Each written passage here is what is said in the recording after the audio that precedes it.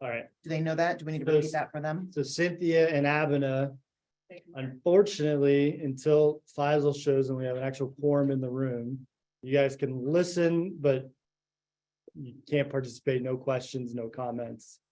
So hopefully Faisal gets here soon. He did shoot me a text a little bit ago, said he was on his way, so I will circle back to that when he gets in here.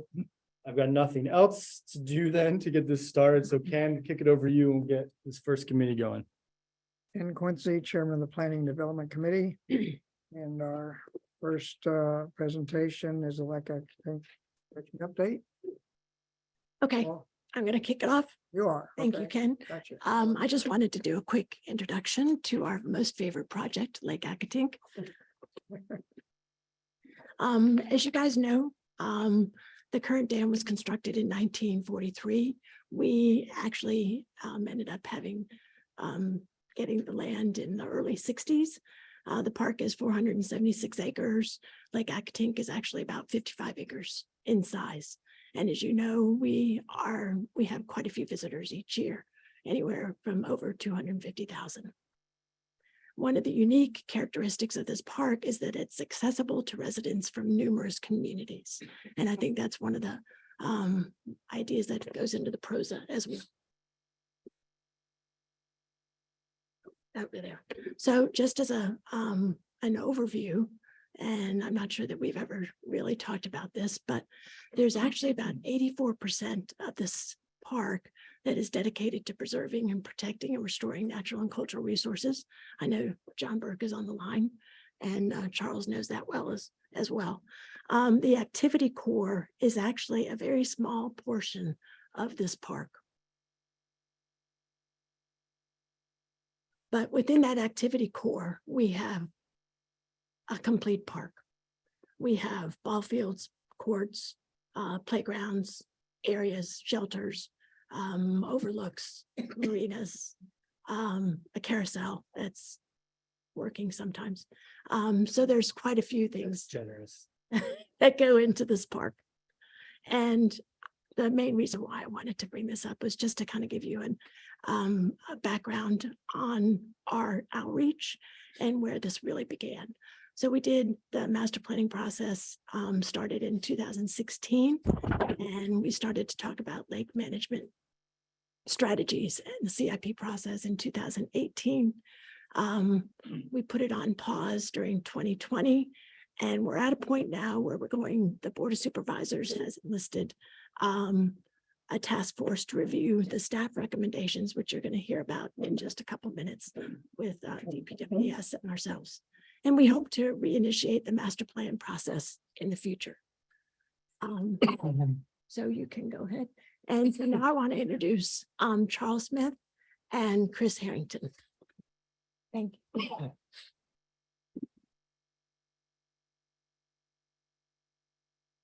All right, well, thank you all very much for having us here this evening. So We were asked to come and provide an update on the dredging, the outcome of the dredging analysis and where we are currently with Lake Accotink. Magic. Near you. Okay. All right. So this is pretty much what Amy just covered, talking a little bit about it. The one item we didn't cover in her presentation was that the goals of the dredge program, and we were assigned this program, were to establish an average 8-foot depth. There have been questions about why 8 feet. I think during the analysis by WSSI that was done for the Park Authority and Public Works from 2016 to 19, it was determined that 8 feet was a workable depth from a recreational perspective for boating, fishing, and of course would allow a gap, because once you empty it out, it fills in much more quickly. So as it empties, it has a higher capture efficiency of the incoming sediment. So that you lose that 8 feet pretty quickly between your dredge cycles. So 8 feet was considered to be an important. And of course, the other piece was to implement a maintenance dredging program, because all the previous dredges have been a kind of a one and done approach. And clearly, to sustain the lake, you needed to have a program that would keep a useful depth for the purposes that the public wanted, and it was decided by the Park Authority. And then, of course, the primary purpose of this lake is to be maintained as a recreational and aesthetic amenity. It's not a stormwater facility. So that was an important component. Our timeline was, we talked about the 2016 through 19. The decision was made in fall of 2019 to move forward with a dredge. And at that point, the Board of Supervisors approved a financing plan. That financing plan was to apply for loans from the Virginia Revolving Loan Fund, which was a way, if it's a 1% basically interest loan that you can pay off over 20 years. It's moving on its own now. It's okay. All right. There you go. No worries. So that was, we did apply for our first loan in June of 2020 with the permission of the Board of Supervisors for 30.5 million, which was the original budget that was thought to be adequate. That year, we also hired our consultant Arcadis to begin the to develop basically the dredge program. And what we've done is over the last 3 years, we spent gathering all the information, doing the alternatives analysis, reporting back out. And in that time frame, we realized that the price kept going up. So by 21, we already had got permission from the board to apply for an additional 30 million. So we already at 60.5 million for a base dredge as of July of 2021. And the price, again, by the time we got into the winter 21, 22, deeper into the analysis, also looking at a lot of the adjustments in terms of cost during the pandemic with significant rising construction costs and shortages in supply chains, we were seeing those costs continue to go up, and the CPI went up too. So then in consultation between the Park Authority and the Public Works staff and working with the county executive and members of the Board of Supervisors, our position had already solidified in terms of a recommendation not to go forward with a dredge. And so we worked to develop an outreach program, a communication program. So we launched a story map on February 9th to lay out the information that we had discovered and basically detail the reasons why we were recommending not to dredge. And then we had our public outreach process on February 15th and the 16th, 2 public meetings, and launched a public survey that was crafted between Park Authority and Public Works staff. And then we got the results of that survey on April 1st. We briefed out on April 25th to the Board of Supervisors Environmental Committee. That's what sparked the kind of decision to move forward with the task force. So the task force is underway, and we'll talk a little bit more about the task force at the latter part of this. So what we wanted to do is give you kind of an overview similar to what we gave to the Board of Supervisors in April, to just summarize the analysis that occurred and the conclusions that we arrived at. So the why of it, why did we get to where we were? The dredge, in order to dredge Lake Akatik, it's a landlocked former reservoir surrounded by residential neighborhoods and streets. It's got mostly, as Amy pointed out, 84% of the park is cultural and natural resources. There's no good workspaces in the park. This is a heavy industrial operation, involves establishing selecting and clearing a area to process dredge spoils. The most suitable locations we saw, and we'll talk about that in a minute. The one we selected, the picture on the left that depicts, is in Wakefield Park, where you'd have to clear about 7 acres of forested wetlands. And you have to, of course, establish the dredge, put in a permanent pipeline, probably up the Cross County Trail, about 2 miles. Then you have to, the base dredge is a 3-year cycle where you're pumping through this pipeline to the dewatering site, and hopefully producing about 1,000 cubic yards a day of productivity. Once it's dry, you have to truck it to a disposal site. And that the cheapest disposal site we found is the Sully District in the Luckstone Quarry, South Cell, just off Route 29. So that's 95 truck trips a day, one way. So a round trip, obviously 180. So that in the 500,000 cubic yards is the number we came up with. And we'll talk a bit about the difference between the previous and this one in a minute.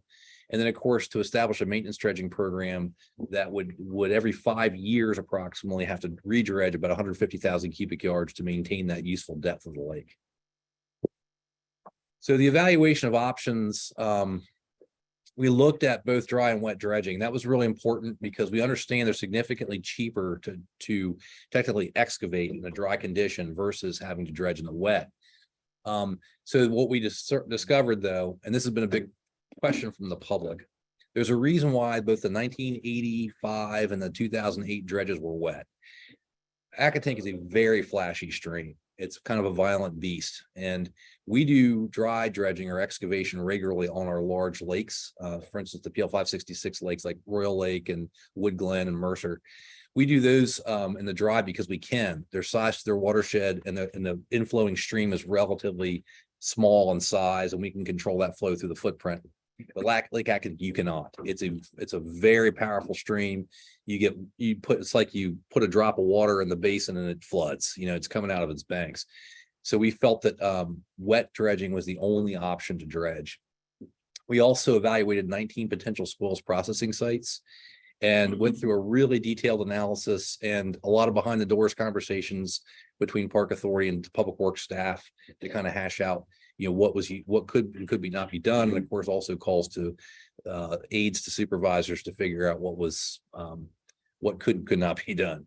We also looked at 7 pipeline locations to potentially get the spoils to the different destinations, particularly Wakefield Park, and 9 spoil disposal options were looked at, including things such as, is there any land in the county we could spread it on? It's owned by the county or by a private entity they wouldn't mind. Could we have beneficial reuse? None of those things turned out to be viable. So we'll talk about disposal options. We really came up with the Luckstone quarry site as being the most affordable. So the base dredge in our estimate comes out to about $95 million just for the first one. It's 500,000 cubic yards of material over 3 years. The other numbers that we were charged with presenting were how to establish a maintenance program, what that might cost. What we're seeing is with a CPI of 5%, you start inflating that out over future years. Redredging every 5 years, you take 4 dredge cycles. So you basically do your base dredge, and in 20 years beyond that, you're spending another $300 million in dredging just to maintain the lake, and it never goes away. So I think as a public entity, these are the numbers that hit us in the face, and these are the numbers that we shared, and I think everybody felt the same in terms of the kind of the sticker shock of what we were trying to buy. So the reasons why these costs increased. Well, number one, the lake gained about 50,000 cubic yards from the 2016-2019 study when we relooked at it in 2021. But because the sediment load coming in is so significant, and as you dredge, it becomes more empty, it captures sediment more quickly. In that 3-year dredge period, you have to over dredge by about 100,000 cubic yards just to keep up. So that number went up by 43% in terms of the quantities we had to excavate in order to stay up with the goals of the project. The processing costs end up being much higher than the original concept. And then also the trucking and disposal costs also turn out to be much higher. Market adjustments have been clear. Frequent maintenance dredging is what we're looking at, that 5-year return interval on the maintenance dredging. And then inflation over years of maintenance dredging. So we have to inflate out in order to understand what our actual costs are going to be. So these, and by the way, the question from the public is using that inflation factor. All Fairfax County capital projects must look at the inflation to the midpoint of construction. So that's what our obligation is in order to understand the budget impacts of any proposed project. That's consistent across all projects within the public works. So here's this, our comparison. Really wanted to look at why it changed and compare side by side from the 2018 or 19 considerations. And then there was a thought at the time you could use the Wakefield power line easement, and that when we looked at that very closely, turning you could not. And the reason is that Dominion has very specific standoff distances from their power lines and their infrastructure. They have 24-hour access requirements. They have an infrastructure upgrade program, which would require them to access significant portions of those lines during a 3-year cycle. And when we looked at all the area within the park under the power lines, we could only hit about 60% of the productivity we'd have to have in order to try to meet our dredge goal. So we simply could not have the productivity with those power lines. And then the compounding factor was it's in a floodplain. Every time it floods, and it does flood, as you've been down to Wakefield, it comes out in a big storm and you lose time, lots of time. So there's another component with that wasn't even associated with the Dominion use. We already talked about the increase in the total quantities. That's another significant factor. Disposal, this thought about how you'd have inexpensive or free disposal, that did not turn out to be the case. We have huge quantities of material. So we came to the conclusion that the only viable alternative was to pay to dispose of it. And the cheapest one again was at Luckstone. So that was a big cost increase also. The maintenance dredging, again, they had not set a maintenance dredging any definitive numbers. Well, they had a number concept of 150,000 cubic yards, but again, they didn't have the built-in cost for disposal, but didn't have a recurrence interval. And that recurrence interval became very clear in analyzing what was going on in the lake. And the last one to highlight here is this that $300 million over the first 20 years post base dredge just to keep up. And that was a real telling figure.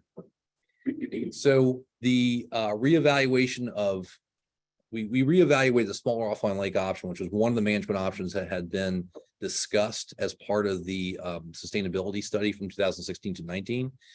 The county decided to do its due diligence, go back and look at this. And we determined as a staff that we did not feel this is a sustainable option. You have to over excavate in order to build. In that picture on the camera or the screen there, you're building essentially a dam. It's about a half mile long. In order to build that, you have to excavate back to parent material and import tremendous quantities. So you're over excavating total of 82,500 cubic yards of material, or 825,000 cubic yards of material out, about 400,000 cubic yards of material imported. So that's all truck trips that you have to, you can get out the sediment the way we would have, like the Wakefield Park and truck from there. But you have to come through the neighborhoods with the import material with the 40,000 trucks. And then the big issue, in addition to all the impacts on the environment, the communities, and then the cost, which is about $200 million, we have significant reservations about how you could maintain a dam with a river flowing along its face. It's a violent stream. We felt it was a liability that as public works staff, we did not feel it was a reasonable risk. Even if it's feasible to do it, we didn't think it was reasonable to do it from the risk perspective, long-term, and the maintainability of that facility. So we understand that the implications of not dredging are significant, but there's two sides to each consideration. So from the community impacts perspective, we understand the loss of an open water feature is of significant concern to people, whether that's the whole lake or a portion of the lake. The continued management of Lake Akatank, however, could still be there for social, recreational, aesthetic benefits, because the park is tremendous. And we see that as staff, and talking back and forth again, this is coming from both the Park Authority staff and public works staff consulting together. But we could also avoid all the impacts of a dredge program by not dredging, which are significant. Not just cost, but trucking, noise, disruption to resources. The environmental impacts, we understand that the sediment settling into the lake is also increasingly being passed through the system downstream of the lake. We're gonna look into that further, but we could not justify the cost to do the project by the additional sediment load going out. It simply doesn't balance. We already have to, by our TMDL requirements, do restoration upstream of the lake, and that's not going to change. We made that clear from the beginning of this project. We have to do that work regardless, and so that has to continue. And then the loss of forest cover could be avoided, as well as wetlands, by not doing the program. And then we do understand that there's an opportunity to manage the lake as a higher quality habitat. Quite honestly, right now, it's a shallow water environment that's very poor water quality, a poor fishery, and a poor wildlife habitat, component or capability to it. So we think we could have a better condition overall. From a regulatory perspective, we do understand that we could be assigned additional sediment load in our TMDL, but staff do not consider that assignment to be likely very significant. Not enough, certainly justify a dredge program. And then in terms of costs, we avoid an estimated $16 million per year over the first 25 years just to keep the lake basically as an aesthetic and recreational resource. So those are the primary things we looked at and the implications. So in order to gauge sentiment, we put the public survey out. The analysis of the survey results were done by Chris Harrington and Adam Wynn on the Park Authority staff. And we got over 1,000 respondents. I think it's pretty significant. It was important to understand people's perceptions. Standard social science methods were used to analyze the survey data. And then the respondents did have an opportunity to write comments in rather than answer yes or no questions in many places. What's telling is the vast majority of people live close to the lake, within 5 miles. So that's a really important part.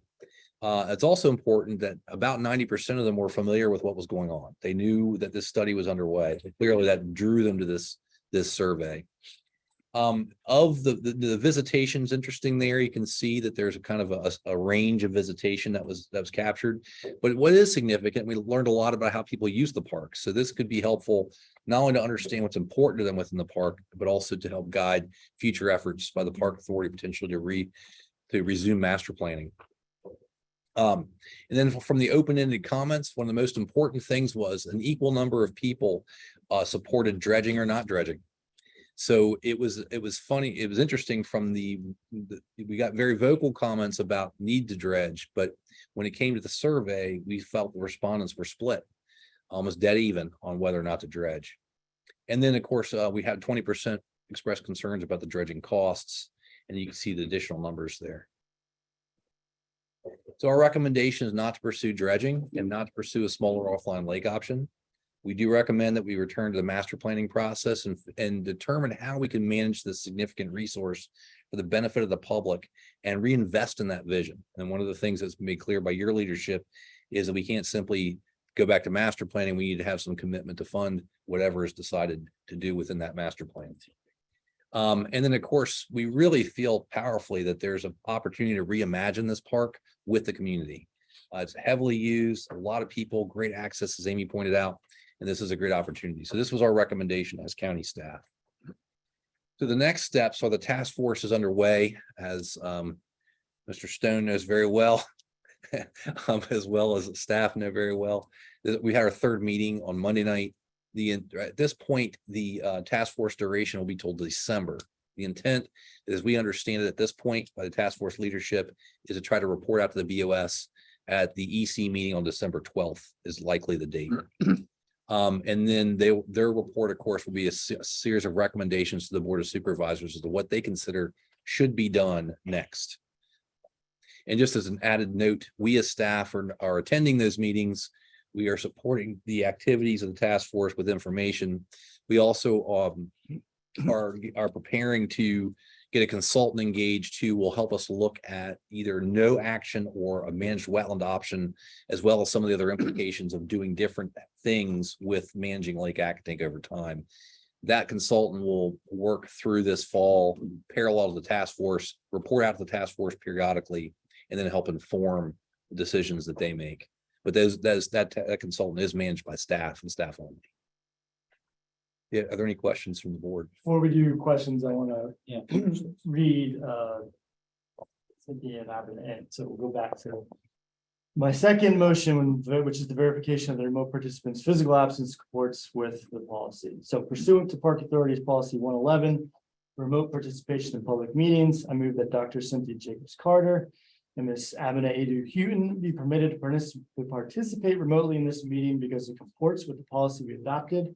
And a physical quorum is present here at the Park Authority Boardroom, 9th floor, Heritage Building. Second. All in favor? Aye. Any opposed? All right, that motion carries. We can get back to it. And Cynthia and Abbott, y'all can ask questions now. Why, thank you. Want me to offer questions? No, I don't have, leave this guy up to you. I can Okay. ask plenty of questions. Mr. Bowie, So I got a couple of things. Yes, sir. This has been a long time coming. So the first thing that I think that you missed out of the timeline was the period in which the Board of Supervisors took over this responsibility from the Park Authority. This is now a Board of Supervisors project and not a Park Authority project.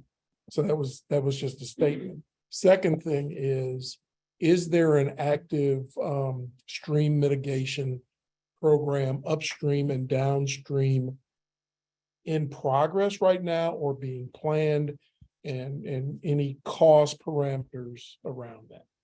Yes, sir. We were very active in Accotink. We've done a tremendous number of projects, most of them on your parkland. The most ambitious project we've ever undertaken is the Long Branch Central. That will restore about 6.5 miles of stream, and it's a project of a scale. We only know it's been replicated one at a time on the East Coast. So we are doing more in Akatank than almost anywhere else. And we're really working hard to try to improve the conditions within that watershed. I'll just also second what you said a moment ago, that what was clear when we reported out to you all a couple of years ago, the Board of Supervisors took on, as you stated, this project and are responsible for the funding of this project. And they've given it to Public Works to implement the project. But it's clear that you all are the landowner. So anything we do is done in complete cooperation, collaboration, and with your permission. So that was a clear Sure. point up front too. Has there been any modeling done on what doing nothing would do to the water body? Because I'd like to see the picture of the future, because at some point, we're gonna have to tell folks, this is what it will look like in 10 years, this is what it will look like in 20 years. This is when the dam is going to serve no purpose anymore because it's going to be a flat plain.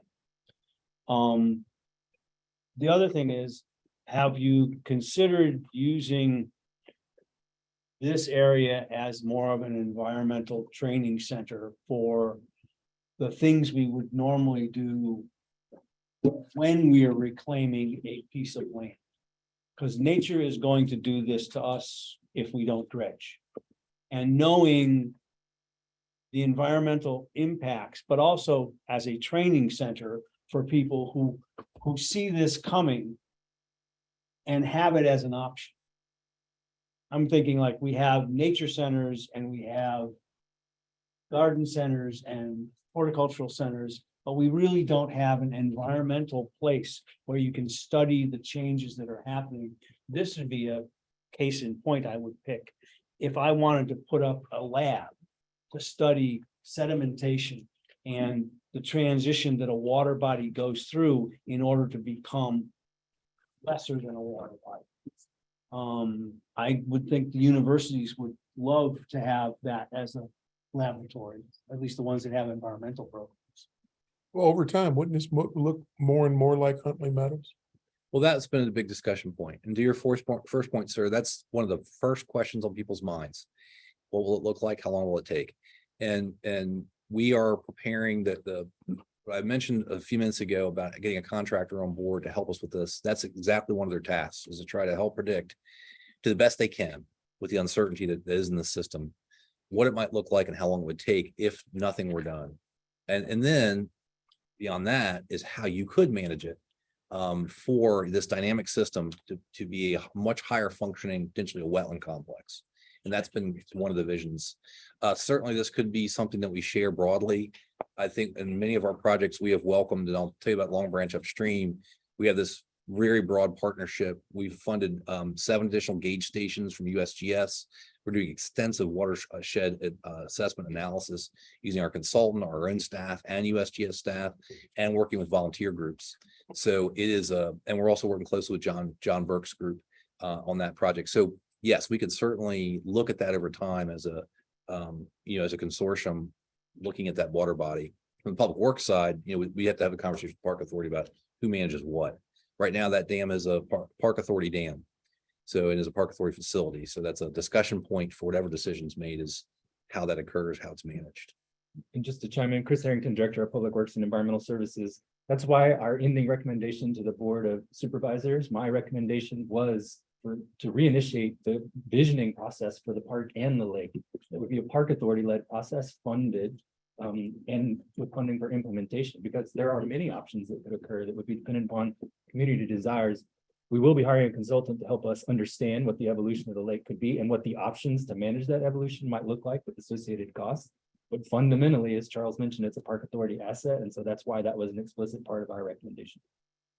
I'll say real quickly too, the amount of time we have is very short between now and December. We're gonna get a consultant, probably get a task order in place in mid-August. They'll have roughly 3 months or so, 3.5 months to produce deliverables. Very difficult. So what they're gonna have to do is temper the degree, the detail of their analysis, the amount of information they collect. Most of this could be from existing data sources, but we will do a rigorous job. And we were planning on talking to George Mason University as well as US Geological Survey and others to make sure what we do is as rigorous as it can be with as many caveats.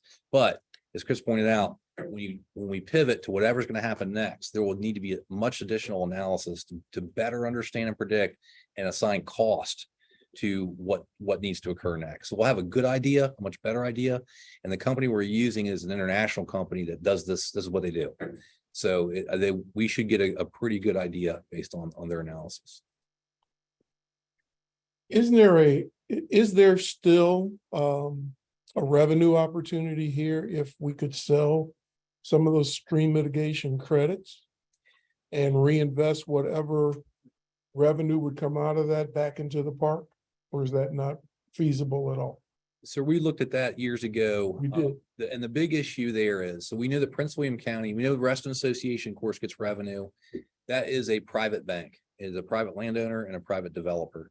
Prince William County went into a public-private bank where they essentially had a private developer come in and use county land, and they do indeed get revenue. But the county's decision was not to pursue a bank back quite a long time ago. A mitigation banking instrument is very complex. It takes multiple years to set up. Our program is funded with a stormwater tax, and the intent is to meet our permit obligations. And it's a whole different venue. So I believe the model in Reston is the best type of model for a bank, where you keep it segregated from the public process, because now we did do one public bank. It's the one over on Stonecroft Boulevard for wetlands mitigation on parkland. I think it's all parkland there. Yeah. And that was for county and VDOT projects. So it's called a public bank. It was solely for mitigation of public projects. But we can't double dip. So our mandate is to pursue our permit goals, and we'll continue to do that. But certainly if the park authority comes up with another, a different direction for certain areas, we can certainly talk with you and see where the opportunities lie. Yeah, I was the president of Friends of Reston when the Friends of Reston is a 501c3, and the agreement is actually with the Friends of Reston who donates that. So it's a third party entity that does that. That's the difference. Well, if you'll remember, so when the Reston Bank occurred, the reason it occurs because of Dulles expansion. So at the time, the park authority got a unsolicited bid proposal from Biohabitats to develop a mitigation bank on parkland in Fairfax County. So we took that, we had to advertise out at the time, and then we had to open it up for any other potential bids, unsolicited bid proposals. They submitted their bid to the feds based on, they put together a business plan, and WSSI won with Reston. So it was a competitive process, but that was something that was looked at very significantly in the past. Yes, sir. I'm assuming while all this planning has been going on, we've been exceeding our TMDLs at this site we have not. No, we have an assigned load. That load assignment has not yet changed. We feel that we will likely get some additional load if we don't dredge, but that has not happened yet. But we're not gonna exceed. We're ahead, We're- we're ahead of schedule and meeting our obligations to the state. Okay. We beat our three permit cycle deadline for Chesapeake Bay TMDL, and we're working very aggressively on Acting Creek. So it's we're doing our due diligence. We have not fallen behind. Tim? Were we to go down the dredging and 3-year cycle maintenance approach, would the spoils area then just remain permanently a spoils area? It wouldn't be restored in between, right? Correct. It's a pad system. Yes, sir. We could use it. We did look at that. So what we looked at is essentially it is a public facility that's available for other things in the interim. We could rent it for storage. We could let fire and rescue use it for operations. Park authority can have activities on it. So yes, you could use the pad site, but it would remain a pad site. Other questions? Cynthia Abada, I don't want to leave you out. No, thank you. Do they have any questions? I just want to thank our colleagues at DPWAS in general for coming and all of the, work. I think one of the things that we're very focused on with this, no matter what the end result is, that there's a plan, moving forward. We're totally willing to continue with the master planning process. We just want to make sure that there's money behind it, that we're not promising the community something that we can't. We all know what our constraints are on our CIP for the next CIP cycle. And, you know, the last thing that we want to do is go through this whole thing with a tight schedule, do a master plan, and then when they ask when it's going to be done, say maybe 2032. So we want to make sure that there's something there for them, even if we have to master plan around whatever the wetland option is that they come in. So that's what staff is very, very focused on. So just wanted to throw that out there. Thank you. Other questions? Okay, thank you all. More to Thanks, sir. come. Thank you. Thank you. Thank you. Thank you. Thank you.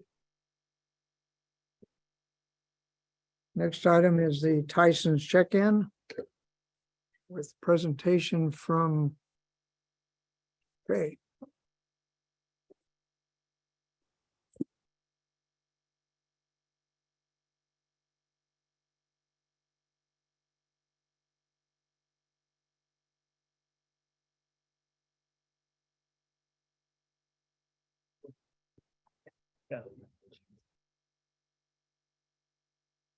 All right, good evening, members of the Park Authority Board. My name is Randall Farren. I'm the manager of the Park Planning Branch. Tonight, I'm here to present to you to check in on some of the progress to date in implementing the Tyson's Park Plan.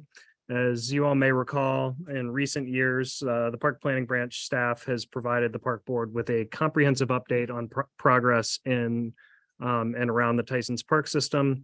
This has been done annually and is coordinated with the Department of Planning and Development and their publication of the Tyson's annual report. Tonight's check-in is not going to be that comprehensive update, but is instead focused on some of our recent observations and considerations moving forward for the park's approach in Tyson's. So here's our agenda for this evening. Uh-oh. This is the wrong slide deck. This is the slide deck from June. It's okay. I think I can adjust. Somewhere I can pull it up and send it to Allison. Yes. There we go. Let's see. Correct slide deck was posted, so if you Yeah. go online, you can find that.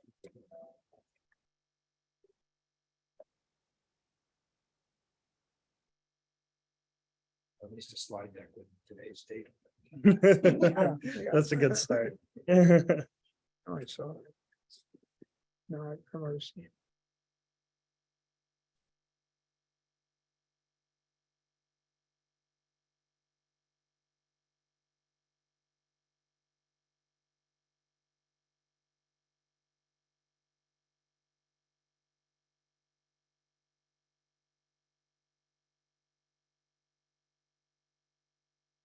Maybe.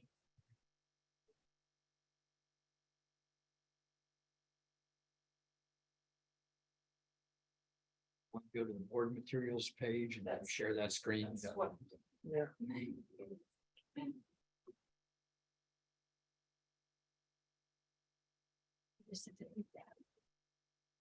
You just said the link tab. That's great when it works. Just a second.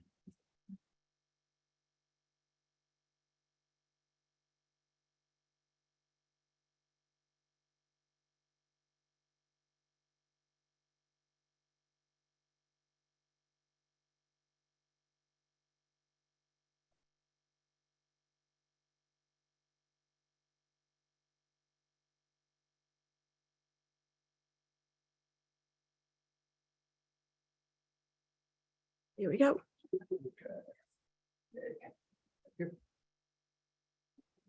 Share it with. Virtual.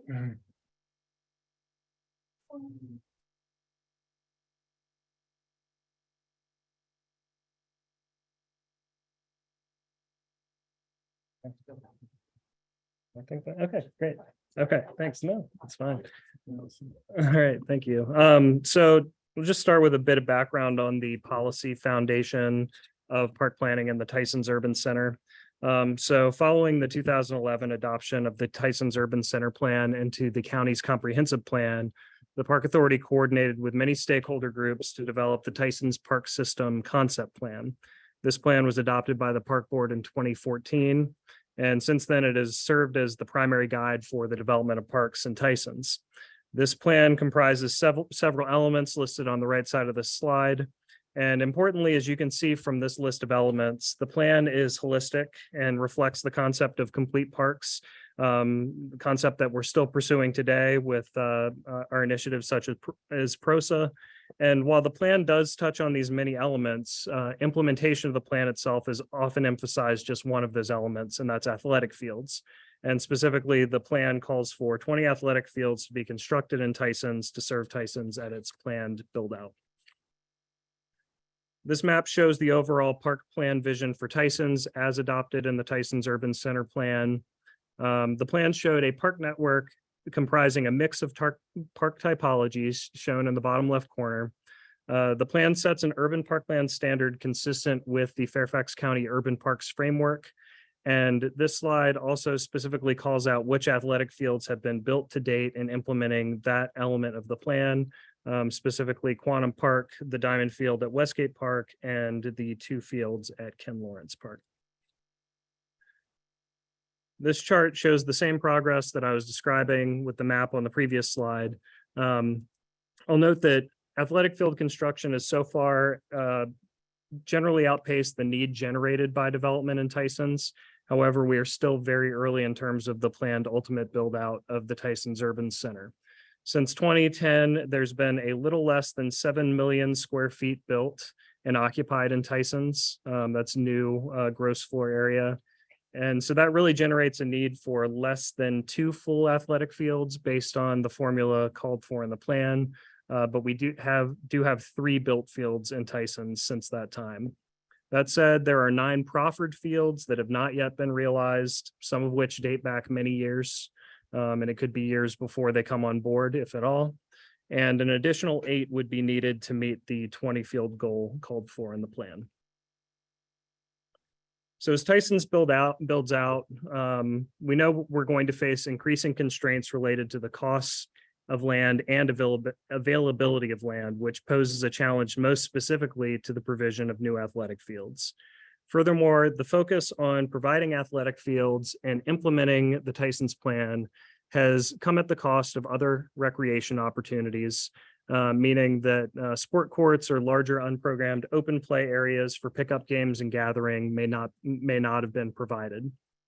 As development continues in Tysons, there are potential new opportunities that we're looking at, including new tools to provide more complete parks that are responsive to community needs. And that's the basis for our Parks Recreation, Open Space and Access Strategy, PROSA, which you all are very familiar with now. There's also the Tysons Community Alliance. This is a new community partnership that's just getting off the ground, which has a dedicated parks and community amenities task group, which our staff is involved with. And then there is the upcoming comprehensive update to the countywide policy plan, which will involve in its second phase revising the Parks and Rec element, as well as taking another look at the Urban Parks Framework based on lessons learned from the past several years. I'll note that the Tysons Park Plan does include some flexibility in terms of how athletic field expectation can be achieved. The plan includes a hierarchy of potential remedies that a developer can use when trying to mitigate their impacts to athletic field needs. The first 2 are to provide an in-kind contribution of an athletic field, either on the development site or within Tysons Urban Center. The third is to provide an athletic field in an area serving Tysons. However, the plan does not define what this service area might be. And finally, a developer can provide a financial contribution to the park authority for the development or upgrade of athletic fields. The bottom line here is that the plan does anticipate the need for some flexibility in how we achieve the athletic field goals laid out. And recognizing that the park authority is just one piece of the county's overall land development apparatus, we'll continue our engagement with our partner agencies such as the Department of Planning and Development to stay informed and apprised of development in Tysons and explore new opportunities to ensure that the full range of the community's active recreation needs will be met. In terms of next steps, those are laid out on this slide. We will brief interested boards, authorities, and commissions and continue discussions on Tysons active recreation needs. We're going to be conducting our own analyses to identify opportunities to fill the gaps in those active recreation needs, including opportunities to provide athletic fields that have not yet been identified. And we do have coming up on our agenda to discuss this topic with the Athletic Council in a fall meeting. And on the topic of better understanding what opportunities we have today, park planning staff began an initial analysis to understand the Park Authority owned parks that serve the Tyson's community with athletic fields and what athletic fields are currently on the books. As you can see on this slide, there are many parks within a 3-mile area surrounding Tyson's, including 14 constructed fields just within a half-mile radius of Tyson's itself. Our analysis found that there are an additional 7.5 planned but unbuilt athletic fields within 3 miles of Tyson's on Park Authority property. So these may be opportunities to further serve the Tyson's community in terms of athletic fields. But however, even if we were to construct all of these unbuilt fields, it would not fulfill the ultimate need generated in Tyson's as spelled out in the Tyson's Park Plan today. So that concludes my brief presentation for you all. Thank you for your time, and I'm happy to answer any questions that you might have. Yeah, I've got some. Yes, sir. What you just put on the last slide, would that be the service area, defining of the service area? You said we had a little problem defining the service area, but is this it? Or- This isn't it. This is really just an initial exercise the park Okay. planning staff undertook. And we wanted to show you all kind of what the athletic field picture is going out from Tyson's from, I think, half a mile is reasonable to consider within the service area. Once you get into 2 miles or 3 miles, you start entering other jurisdictions, including, the town of Vienna and McLean and places like that. So we haven't defined the service area, but this is really just meant to be a starting point for that discussion with you all. It's not, the service area isn't defined in the comp plan. It is not defined. Before we were to do, I mean, this is the second to the last slide of, it's, it would be us, we have to get planning, Department of Planning on board, Planning Commission on board. It's a lot of the supervisor of everybody agreeing on what that is. But we just wanted to start off and look at it so we can give them some data so that they can make that, what is outside of 3 miles, what is outside of 4 miles type of thing. That's part of my comments.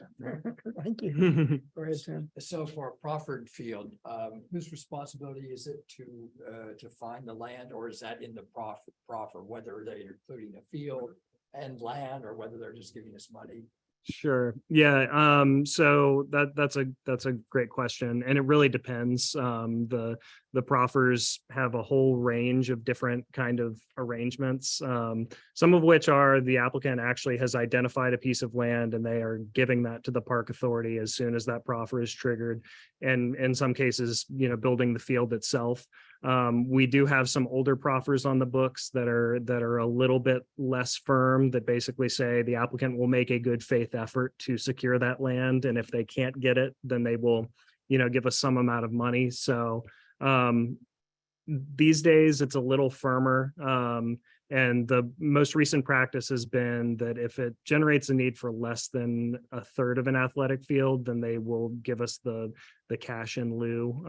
And then if it generates more than a third, then they will commit to provide the field itself. With most of the proffers on the books, they have identified where that field will So be. that was the point that I was trying to get to, that for a lot of those, well, for a number of those proffers anyway, unbuilt proffers, we should ultimately get a field at a location in Tyson's out of it.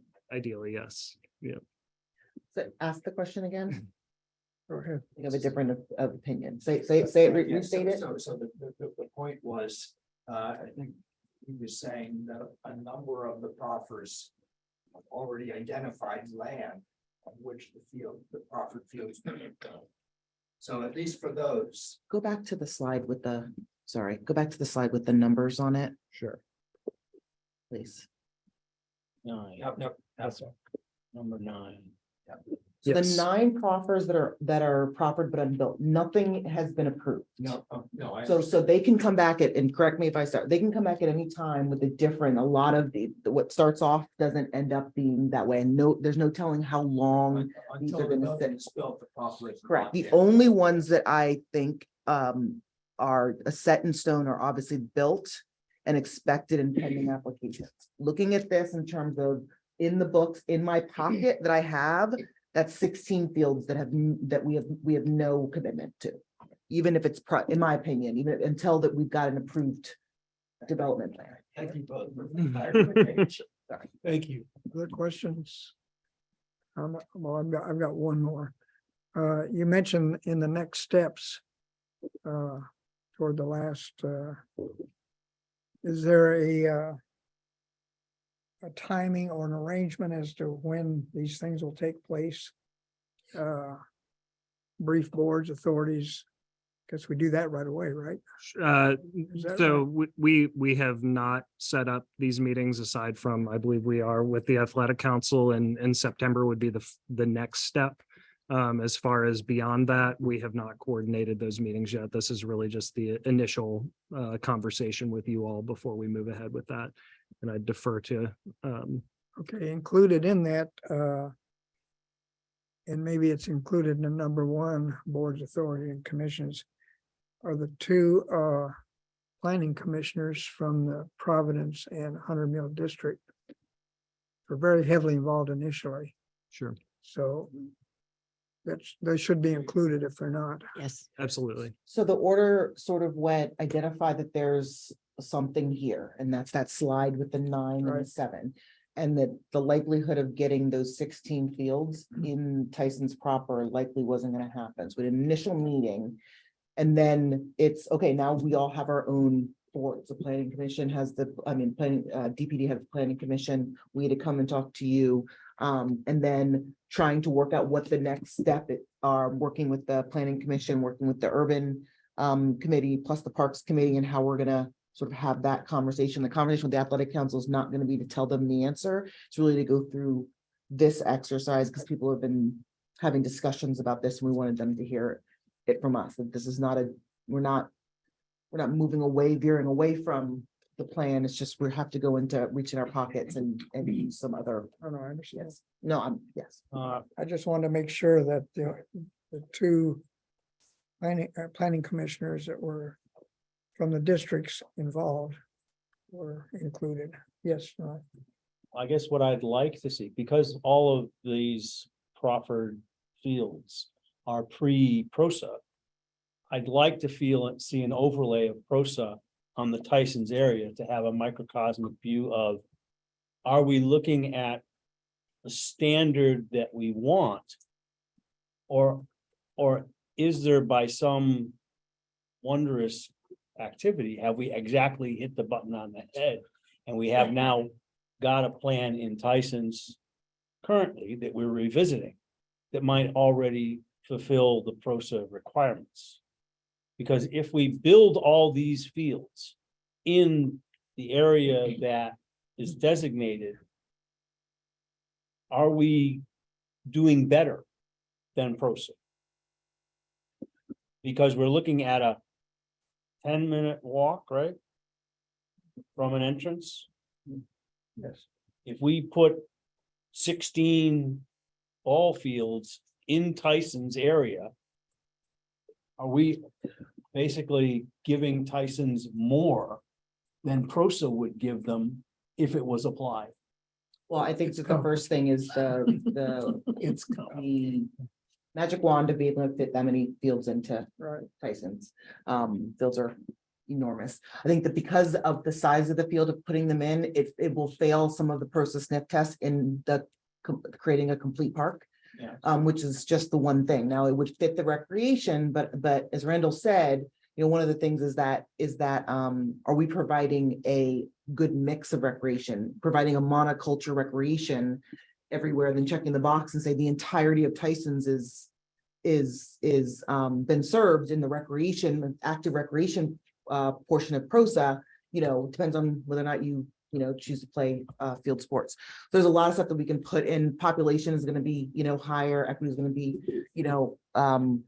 lower, but I think that looking at all of the spaces where PROSA would be very helpful is prioritizing where we want to do it to serve the Tyson's residents, is looking at that map that Randall had and saying, okay, if we're, so that they're not just choosing where they go, if we're prioritizing where we want to go based on, PROSA needs, how do we fit that? How do we fit that in? But it's 28 acres. Fine in Tyson's proper, that doesn't exist. Well, I think Jay's point is very good, though, with regard to PROSA and what we should be providing Tyson's. I think Jay pointed out that 20 fields don't necessarily meet the requirements. So that has to be revisited. Yeah, Yes, I mean, and we've talked about this for Right. years. That's We're right. not growing any more land in Tyson. That's right. And so at some point in time, reconsideration is gonna have to be given on the delivery of services outside of that core area, and we have to look comprehensively at the entire scope of it. 'Cause there's no way. But we have to look at what we're providing within the core area too. Would other recreation facilities and fields be more appropriate? It's things we have to look at. It's good to see that those 16, though, have not been finalized as far as what's been signed off on. That gives us some flexibility. Yes. Yes. And I guess the thought I had is, that given the, I guess, the concentric circles around Tyson's, the numbers that are in the graph are within Tyson's. I mean, right? They're not including properties on. Seems to me there might be an opportunity to meet the athletic field requirement, maybe match it better with income areas that we're targeting for PROSA. If we proceed to build athletic fields to serve Tyson's, but in the outer rings.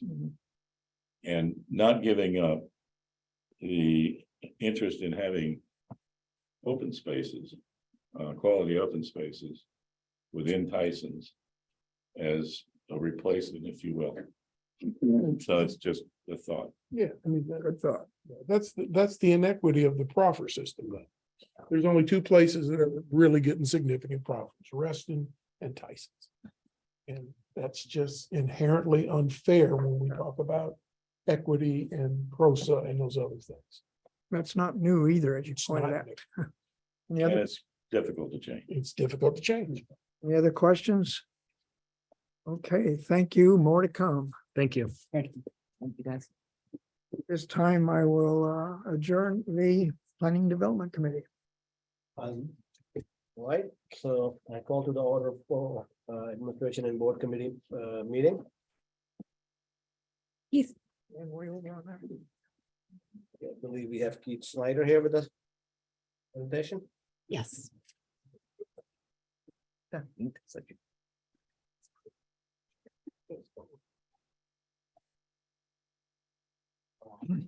Oh, yeah. And present to here. No days later, no minute. Okay, good evening. I'm Keith Snyder. I'm the Energy Branch Manager for the Park Authority, and just going to present here a quick legislative change that we want to propose for the county for the next legislative session. Currently, the state requires any EV charging electricity for resale or EV charging or any other kind of electricity for resale to come from a public entity, whether it be Dominion, Novak, a publicly identified electricity producer.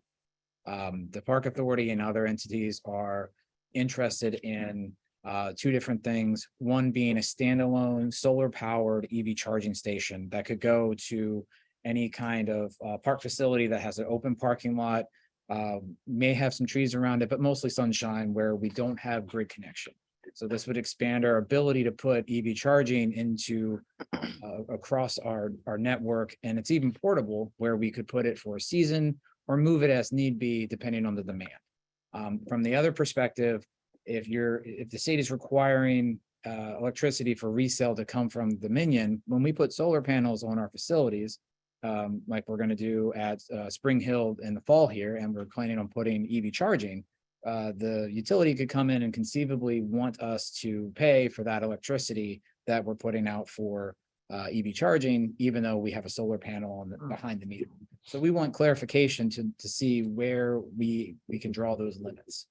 So that's what's in the proposal here, is to clearly define the local production for resale for EV charging or battery phones or other kind of amenities of that sort, and to have the utility define draw a clear line of where the solar generation fits within resale for the same items.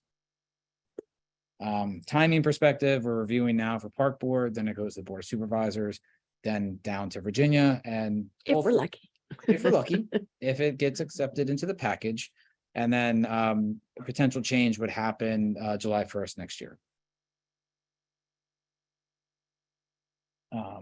So as mentioned, the verbiage would be twofold: one, standalone, dedicated to any kind of locally produced alternative electricity. Obviously, the state doesn't want us to put a generator on site and then sell that electricity. That's not what we're looking for, hence the alternative energy phrasing, or however the county attorneys would want to phrase that. And then the having the locally produced electricity for resale for or on the same meter, same side of the meter as EV charging. So we don't have to have dual meters or put in extra features in order to have solar and resale. Just background information on what we're talking about here. We're not trying to power our entire fleet with this. You're going to get to about 265 miles a day by what's produced from the solar panel. So it's enough to get cars in and out, give a top off to a lot of electric vehicles, but we're not talking about a massive amount of power that we're putting out here. It's a single parking space, so it won't take up a lot of room. And it is mobile, so we could move it around as needed, depending on location or demand. Burke Lake, Lemon John Tree, and Frying Pan would be great locations because of the seasonal demand and different kinds of events that are out there. So with that, I'll open it to questions or comments. No, Has there, I understand this with self-generation and from solar and alternative sources.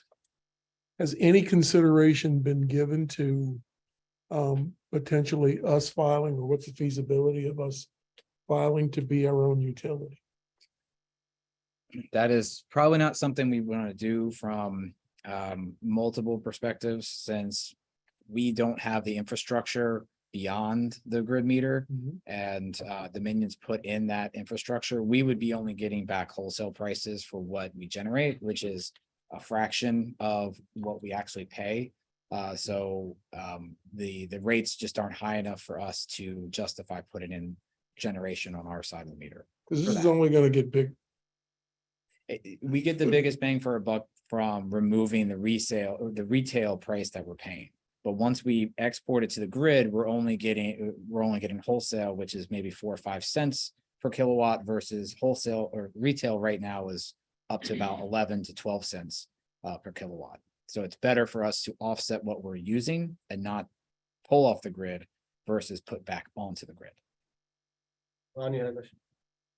Go ahead. Well, I would just add, I mean, on your locations, I think you need to include the 18-hole golf courses. That's a 5-hour charge right there. And it's the longest amount of time people generally spend on site would be at the golf course. We are looking at permanent EV there. Those will be in later phases. Right now, we're looking at early phases at the rec centers. But we would potentially have to adjust the county regulations. It's currently the charging period plus 30 minutes. So if they're charging for longer than, if they're at the course for 5 hours and they're only charging for 2, we would have to have some leniency for that type of setup. Maybe they could switch at 9, move their car, but there might be some complications. You mentioned that in the current statute. Something for the caddies. As the language it is, as it is right now, if we don't do this, there's a possibility that they can come back, the company can come back and charge us for this? Potentially, I'm not, or they could require installation of meters so that we have to meter, maybe we'll get billed for what we pull off the solar or credited. I'm not sure exactly how they would want us to change the setups, but the county already has EV and solar at, I believe it's the Sully Community Center or the Reston Community Center. That they just installed those, so they would have to potentially retrofit something that they just installed. And we've got designs going in, we just broke ground today at Spring Hill, so that design would also potentially have to be retrofitted. And that is because they want to account for how much is coming from the grid and how much is produced locally. Right, they don't want us to have a generator and sell electricity. That's the whole state monopoly that's the SEC is. Any other questions? Well, seeing and hearing none. Thank you so much, Keith. I hereby adjourn the administration board meeting. Yeah, thank you. So you can, how fast it was? Yeah, back to you. There's a lot of cruelty in this world. Okay, we will call the administration or the budget committee to order. You're up. Thank you very much, Mr. Quincy. Michael Peter with the Administration Division, and I have with me Josh Coleman, who you know from our business office.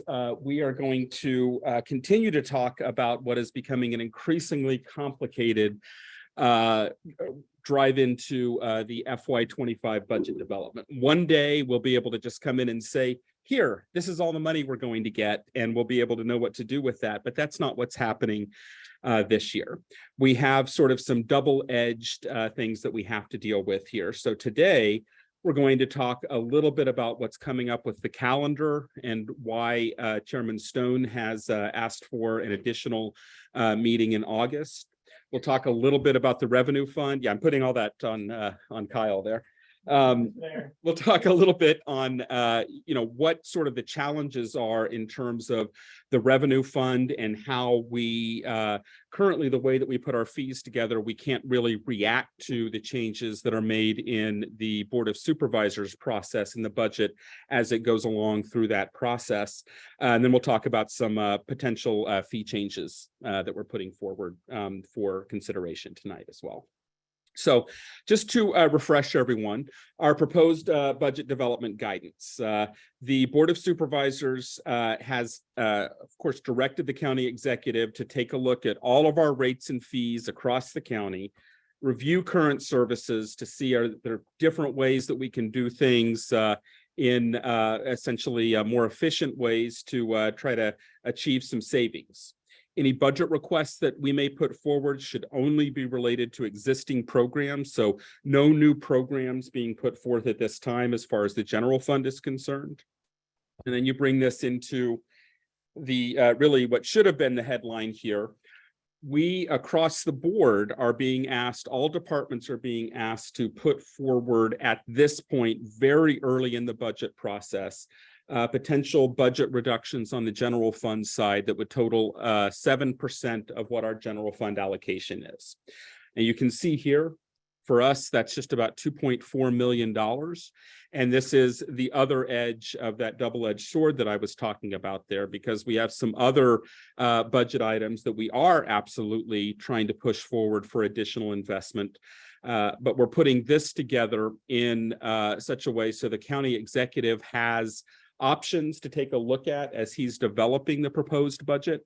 This doesn't mean that everything is going to be taken. Every care is being taken to not look at staffing at this point, but looking at the economic outlook, this is the first step that we're being asked to pull together across the board as a county.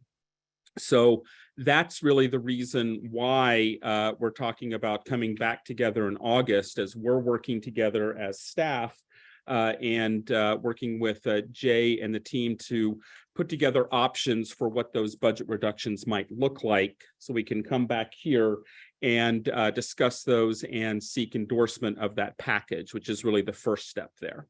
So on the other side of this edge, this is that specific operating budget guidance. that we're to work together, the Park Authority Board and the Board of Supervisors, to develop what our requests are. That the FCPA would be made operationally whole in future budgets for forestry and bamboo mitigation. And that we are to continue to work together, especially with the police department, on what the park ranger program could look like. So those are some of those very specific items that we will continue to work on, along with our operating budget impact items that you'll hear more about as we go through this process. So now it all sort of fleshes out here in our calendar that we're currently working on both developing our baseline budget recommendations and our baseline budget reduction options as well. We'll come back together in August and have the opportunity for the Park Authority Board to review those, to identify what will be endorsed to go forward, because we have to submit that budget reduction, that package in September, while we're continuing to develop what will ultimately also be presented in October. So it's what can we take away and where could we also have investment? And there are a lot of things that are packed into the operating budget, into our equity requests. And you see here how it all really works out through the rest of this whole budget process.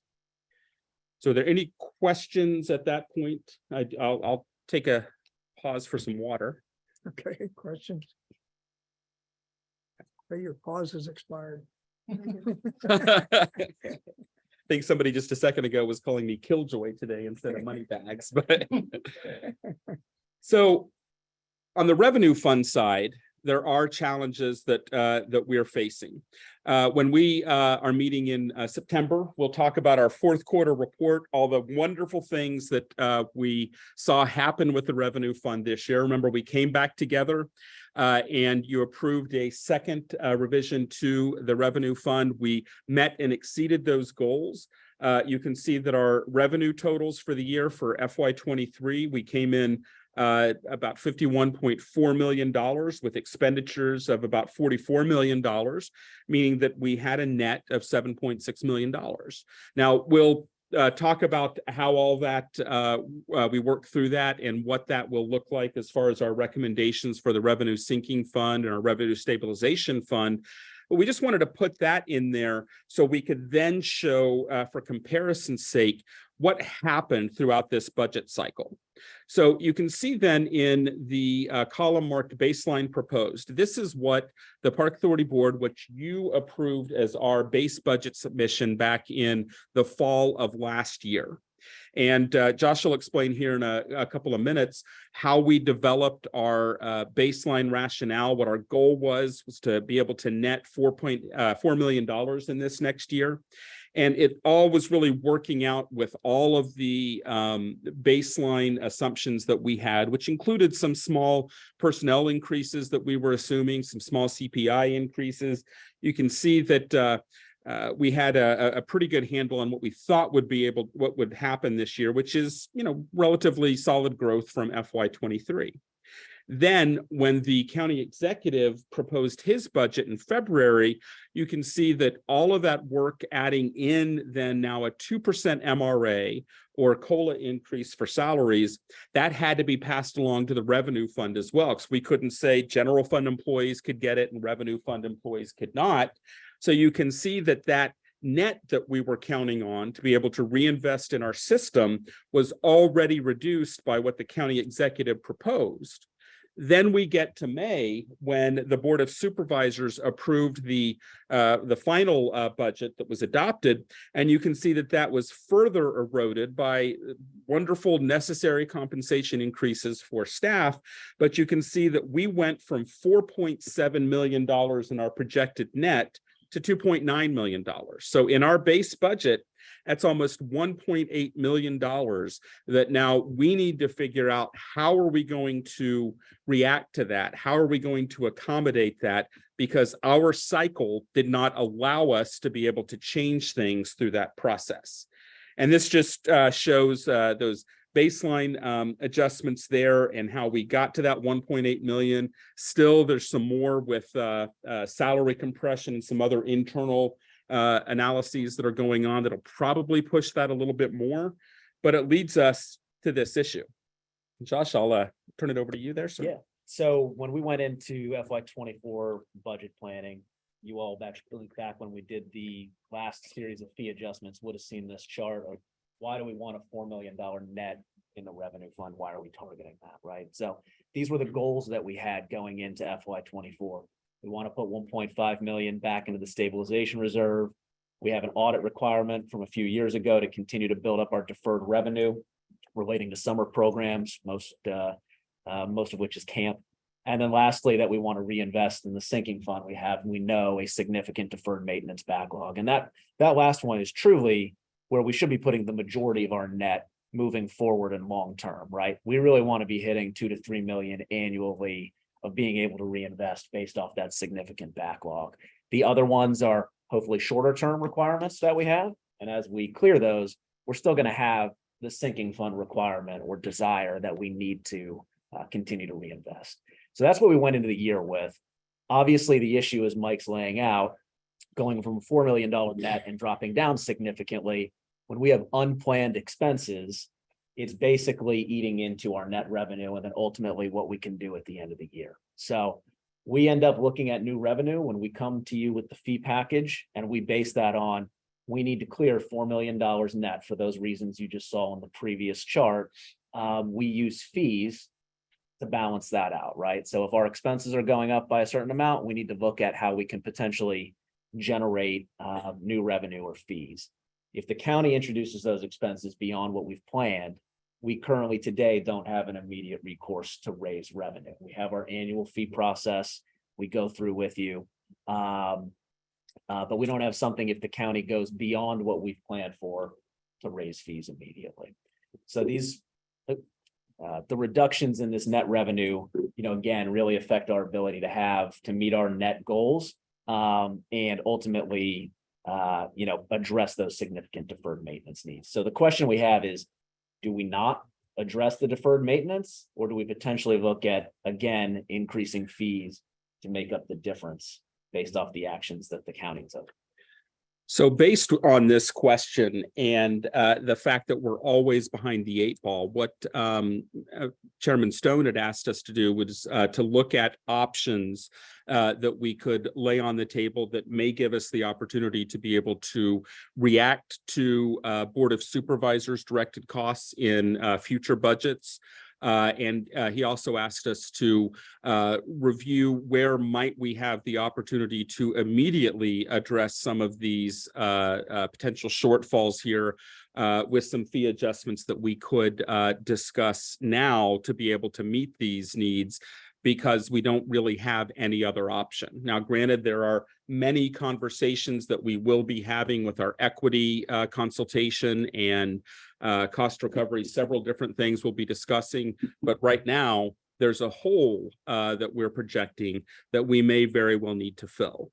So with that, Josh and his team did some work to identify where we could have an immediate impact. We'll talk about that, and then we'll talk about how we are suggesting we may change the process in the future to be able to adjust in a little bit more nimble manner.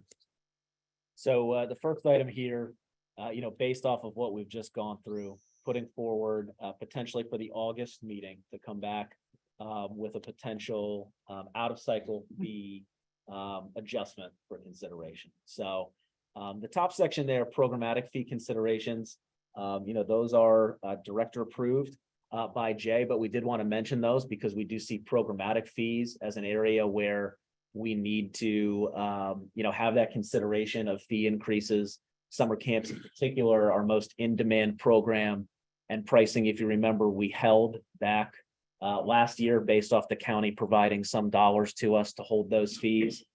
So we do feel that there is actually opportunity for those fees to go up, and it is a significant revenue generator for us, classes as well. Below, what we'd potentially come back to the August meeting would again be an out of cycle fee adjustment for your consideration.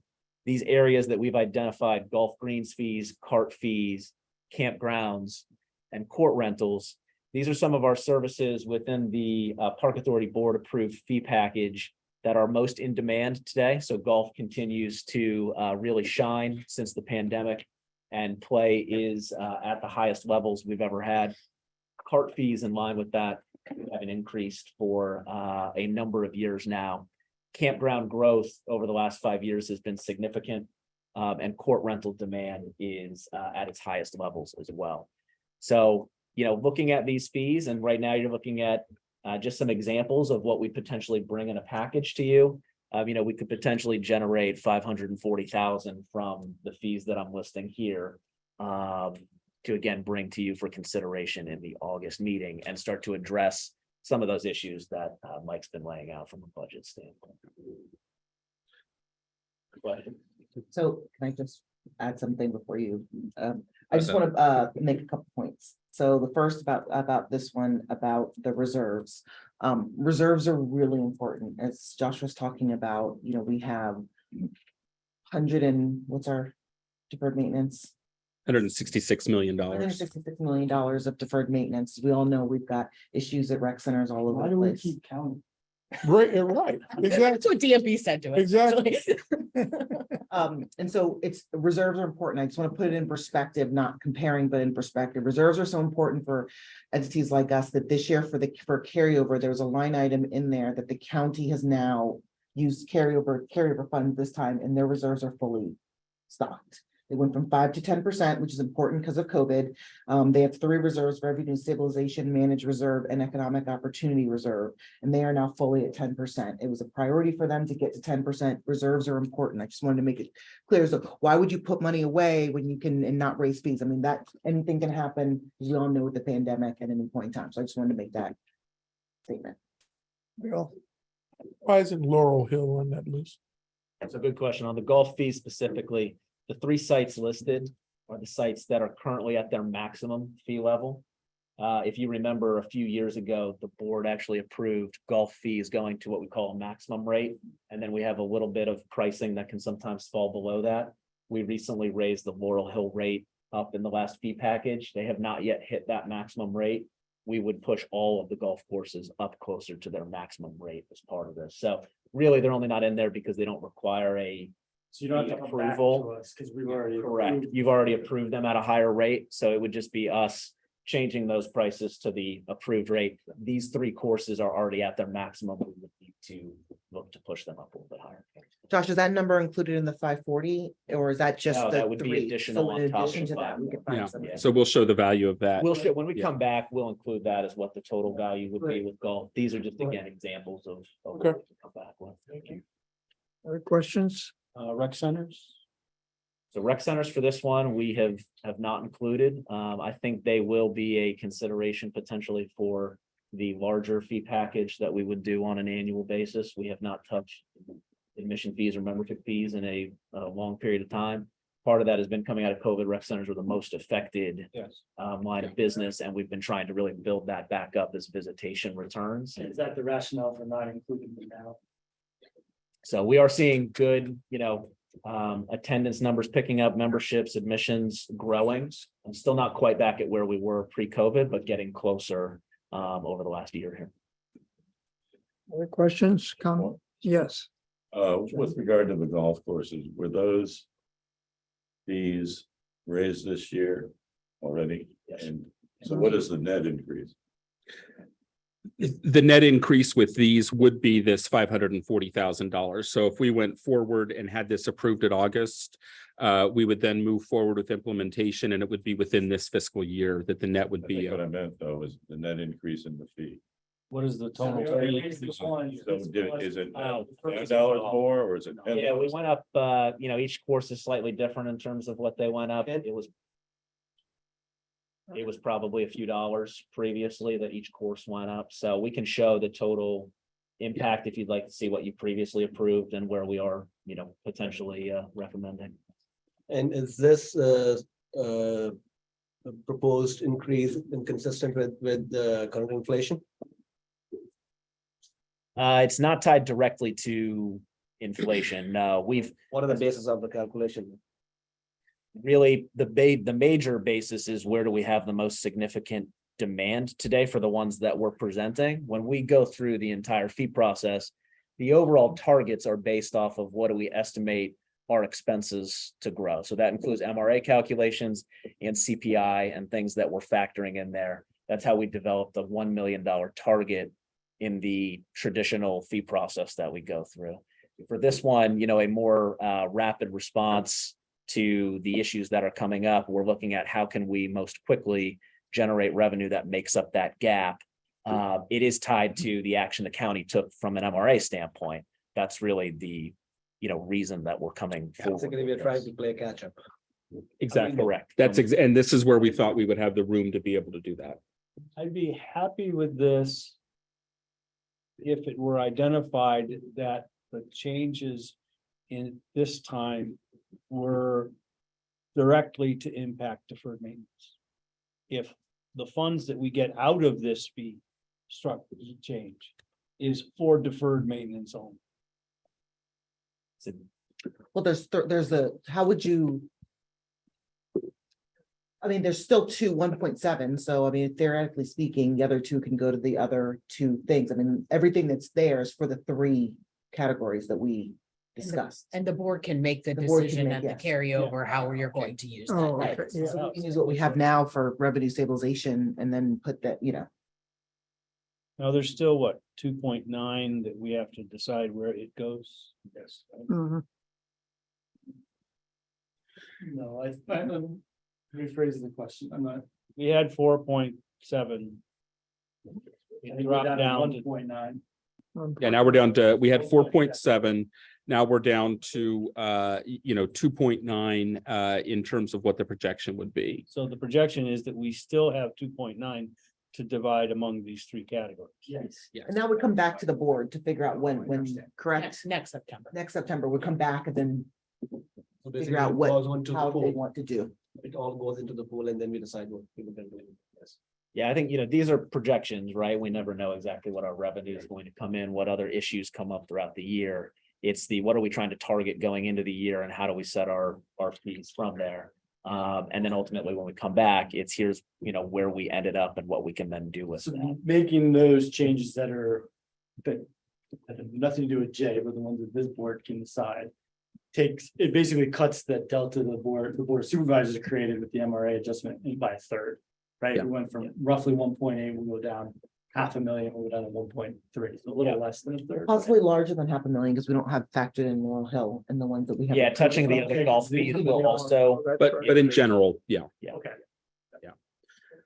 So this is, it's important for us to note that this is in reaction to the situation that we're in now. And essentially what we're talking about are these additional costs that we had no control over. Is it possible when we put our budget package together, whether that would be in August or September, to have, there wouldn't be a specific dollar amount associated with it because it depends on what percentage the board uses, board of supervisors uses. But could we ask for, if you're gonna raise the MRA, you already give it to us, because on the general fund side, but that's a line item that we need to account for on our revenue fund side too. We can absolutely ask for that, and that was part of the discussion this past year. We did get a little bit that was transferred in to help us with recruitment and retention bonuses. But when we get to this point, I think that has to be part of the discussion. That has to be part of the challenge as we're having all of these discussions going forward. That just like every other part of the county, we need to have that considered. When we built this and now we're looking at what inflation looks like, it's about 3%. That's what Tanya just emailed me a second ago. So, that's not necessarily a consideration for this, but it's within that. But really, these are potential fee increases brought to you by your Board of Supervisors actions. It's really what we're saying. Okay. So in order to not get caught, like this again, the other part of this that Chairman Stone had asked us to take a look at is how can we adjust the process to sort of give us that opportunity to catch up. And we have some other things that we're trying to accomplish here in terms of realigning our schedules for all our fees. But then there's the opportunity that we have here that we might be able to play a little bit of catch up with certain votes and things that we could take. So So quick overview, the current timeline when we talk about fee adjustments, where we are today generally. So we start in August looking at the projections, budget numbers, and start to determine those targets that we ultimately come to you with. There's a lot of staff work, about 2 months of staff work to develop the proposed package, followed by an internal review, and then ultimately coming to the board for that approval to advertise and set up the public comment period that we have. That public comment period runs January through February. We come back to you in March for review and approval, and ultimately the fees go into effect in April. And you can see we've, overlaid in there the baseline MRA coming through at that February timeframe, and then the actual, this year, the additional MRA announced at the beginning of May. So this is our current timeline, and we've got, I think, on the next slide, why do we have that timeline? The first step, it really is an extended process. You saw that's an 8-month timeline that we have to develop fees and develop the package to bring before you. One of the biggest reasons for the timing and the actual fees to go into effect in April is the seasonal nature of our business. And so this is an important thing.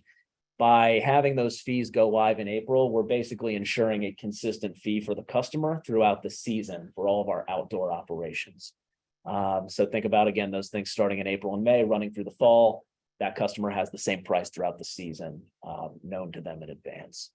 Also, we've liked traditionally that the fees are in effect in advance of the new fiscal year, right? That we're planning as best we can for the future. We know and understand the pressures that the revenue fund's going to face based off of rising expenses, MRA, whatever it might be, and that we have the fees in effect ready to go in advance of that new fiscal year. And lastly, that fee package and our targets are aligned with our submitted budget as best we can. Again, the budget we're submitting, we've aligned the fees that we're proposing with that. So why not blow it up? Here's what we as staff have put together to potentially change that timeline and to give us again the opportunity to adjust based on what may happen with the Board of Supervisors processes. So the first step here in the options would be to shrink and condense the fee process timeline, try to shrink it down from about the 8 months that it is to about 6 months, and see if we can streamline some of the public process, adjust the board schedule. We do come to you a number of times throughout the process for updates and information. We may need to look at how we shrink that down and condense it to get it down to a 6-month process. But that's one option to consider here. Additionally, and this aligns with what Mike was talking about of moving the timeline and implementation of the fees actually forward to January. And that's to bring all of our fees into the same schedule, really, and have our programmatic fees, Jay approved and the board approved fees all being pushed out around the same time. The mechanism that we've developed to really look at the Board of Supervisors imposed costs is to potentially add a conditional approval to the fee process. So that when we develop the package that you see initially and that you approve, that we would add a specific conditional approval of based off of whatever action the Board of Supervisors takes, we would recommend these additional fees be implemented.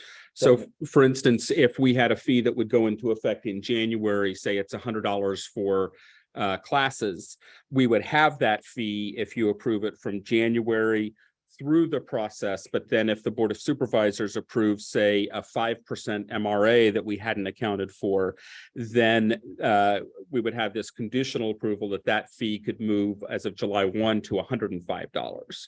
Again, $5 courtesy of your Board of Supervisors. So this is our, mechanism that we've developed to, again, address unplanned expenses. When we talk about what a potential timeline would look like with the fees taking effect in January, we'd start the staff work yesterday. We would have our internal review in September and October and come to you in October for that advertisement and public comment period running October, November, a quick approval in December, and then those fee adjustments taking effect in January. So really, again, shrinking that down by a couple months and working through from that side. That also aligns with, again, the programmatic side of our program fees going into effect, particularly summer camp, that those summer camp registrations starting January and after, that we'd have our fees set on the programmatic side, kind of on this same timeline and ready to go January 1. You know, a little more detail on the conditional approval here. Again, we'd identify additional fees for consideration that would be triggered based off of whatever action the BOS might take. We'd identify specific fees and the parameters at which they would kick in. So if expenses go up 1% beyond what we're estimating, here's the part of the package that we would put forward. We would have you potentially vote and approve those conditional fees during the regular fee process. And that way we're ready to go to implement if the BOS takes action beyond. We'd obviously come back and update you on, here's the action that happened. So 1% kicked in and those were the fees that are affected. And then we'd implement those effective July 1 and push that forward. Bill, So wait, before I just want to make a statement. As staff, I hate raising fees. It's my least favorite thing to do. I think they call it the chocolate meeting when they have to break it to me, but I just want to remind everyone that, you know, our staff take great pains to make sure that our need to raise fees are done specifically in reaction to a need or a CPI or MRA or whatever it is. The easiest, cleanest way to do that is to overestimate and say, we're going to just factor in 6%.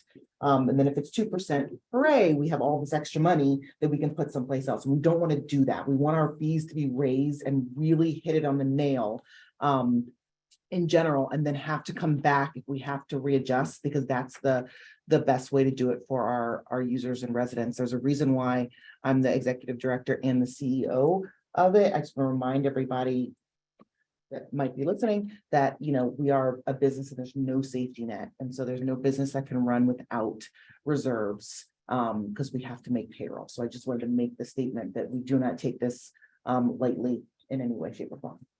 Bill, How does this affect the publication of park takes? So, you know, when we talk about, it doesn't have a significant effect on that in terms of the planning, I'm but thinking more camps than anything else. Is if you raise fees in January, do you have enough time to publish those rates in the partakes by the time camp registration opens? So many people depend on. yeah, our timing with this does take into effect the requirements we have for, from a programmatic standpoint, the fees and park takes, when those would have to be completed. Yeah, so We for don't- instance, in January, whatever, if we were moving forward with this process now, whatever would go into effect for January would be the summer camp fees for the upcoming summer. And then those provisional approvals would affect the camps after that summer. Stuff that would be coming up and published after July 1. All right, so I'm sorry. you already showed a list before that, which the rec center, which golf courses about you're doing. And Jay was very precise on that, what's absolutely needed. She already answered that question, but my question is in general, are we looking at, is there an umbrella throughout the county, or we have focus on keeping in mind the less opportunity areas, or that keeping in mind the equity and all that where we can raise and where we cannot raise and all that? We've generally looked at fees historically and for this in terms of where the demand has been in relation to the services that we provide. I think what we talked about in the last fee cycle, we do think it's important and want to look and have those equity considerations in our fee process, but our current funding structure doesn't really allow us to do that. Correct. I mean, that's really the crux of it. We have to take the hat off, which is a really big hat that I like to wear a lot with equity. And looking at those two, things, I think that the ones that the board approves, that's the most, community benefit is what we call them, would be rec center access, which is approved by the board, correct? Rec center fees. But the other two that are approved by me are hugely, classes and camps are huge, equity aspects. So it's a balance. Do we then not cut those, but then double what we're saying for golf? Because somehow we have to make it to that, $1.9 million. Basically, we are at a point where everybody's gonna pay. So. Barring any, and yes. Ron, I think if we're going to open the box to a conditional fee, we should open it going in both directions. Which other? We shouldn't go just up. We should go down too. We should have it in our parameters that you can go 1% down too, if you can go 1% up. Oh, Because there yes. may be a situation where your revenue Yes. a You wash scared me for and we 2 can, seconds, But I'm with you. we can let some stuff go. And I think I call it, fee increases. That is what it tends to be based off the Fee reality. change. But It fee is a adjustments, really. adjustment Process truly, and Adjustments. there are some times where we remove, reduce, whatever. So yes, we can include that as part of the. It'll be more an adjustment than increase then. any other questions? Yeah, Yes. can you go back a slide? Okay. So I want to make sure I understand the parameter thing. We look at it in the context of the budget we just adopted. In the fall, we thought the MRA was 2%, right? So we set our fees based on that. If we had said that, okay, we think it's 2%, but maybe they'll raise it. So we could set that parameter be if the adjustment was 1%, 2%, 3%, we can put that whenever we want it, and at which point we, board of supervisors, do something that increases cost by over that number, that's when the fee kicks in, okay? Obviously, we can do that, and we can have that discussion every year, right? And that number can change every year. It's not just we decide, it'd be just part of the adjustment package every year. Correct. Okay. Yeah, the issue we really have as far as the development of the budget in the fall is that there really aren't assumptions that are given at that point. It's really put it all in there to see for the county executive to determine. Until February with the. Exactly. But we can certainly work with the economic indicators, and that number could be different each year based on what things are looking like. Okay, so we, with this process, this new process, we won't, you'll set the rates without knowing anything about potential MRAs. No, we get some sort of projection. Okay, that's what I We thought. make We an make- estimate yes. towards it. It's when they far exceed. Yeah, I get that Yeah. part. And they didn't decide that until the carryover Friday before the vote. Yeah, we would have some Unless sort one of. of you is clairvoyant, you would not have been able to figure that out. Yeah, I think so. And if you were, I would want to take you to the lottery ticket. But I get that piece of it. That's Yeah. totally without control. I just want to make sure we at least had some understanding of the initial costs. Yeah, and we'll bring with that what our baseline assumptions are. So you'll understand that and, how we came to it and make that part of the presentation, and then also make what that band might be in terms of what would be conditional, what we would suggest that would be too. Okay. Any other questions? We look forward to our next visit. Thank you very much. Thank you both. Budget Committee is hereby adjourned. And we would have easily charged a car in the meantime. All right, with that, I'm gonna say that we're in recess for more than the 90 seconds between now and 7:30 when we're supposed to come. Probably closer to 7:40.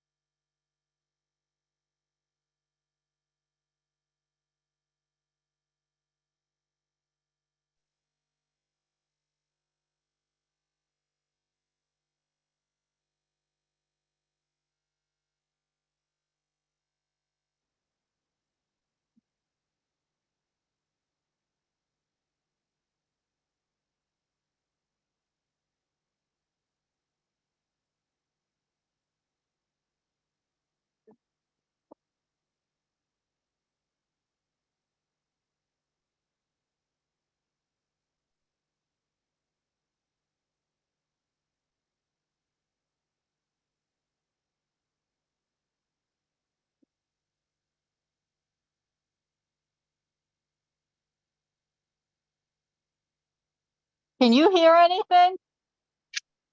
No, I can't hear anything. Now you can. Yeah, thank you.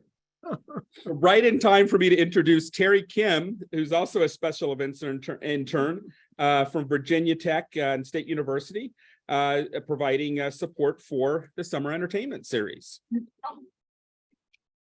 We have, I see somebody waving there. This is not working. Thank you. Then we have Harsh Patel, who is a fitness intern working in our fitness and wellness branch from George Mason University. That's good. He's probably your best one, right? Yeah, I think so. I think so.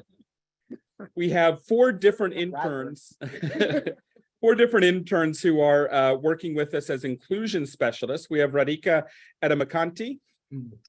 There she is. From George Mason. Thank you very much. We have Christopher Visaggio from Radford. Spencer Perez is with us from James Madison. And rounding out the top and the foundation, we have Nolan Fitzsimmons, also from George Mason. Next up in our resource management division, and we have a lot of people here from resource management tonight. We have Jenna Mingus, who's a history intern with us working at Frying Pan Park. She's from American University. And she's working specifically on the Bowman Store Collections Project. We have Whitney Horton. Whitney here? Yes. She's working on non-native and invasive management surveys for a new treatment plan, something we talk about quite a bit here. And she's joining us from Virginia Commonwealth. We have Greg Owens, and we're going to keep beating this. He's from George Mason. And he's working on a survey evaluating the health of the forests on parkland. Next up, we also have Camilla Betts-Pabon, Joseph Caro, Jennifer Hunsinger, David Nichols, Isadora Carathanos, Emily Rummel, and Hannah Lewis. All working at Huntley Meadows for us this summer. At Sully Historic, we have, as part of our FCPS partnership and the Margaret C. Peck internship program, we have Katie Nguyen from Westfield High School, Nikolai McClaymore from Centerville High School, and Devron Turson, also from Centerville High School.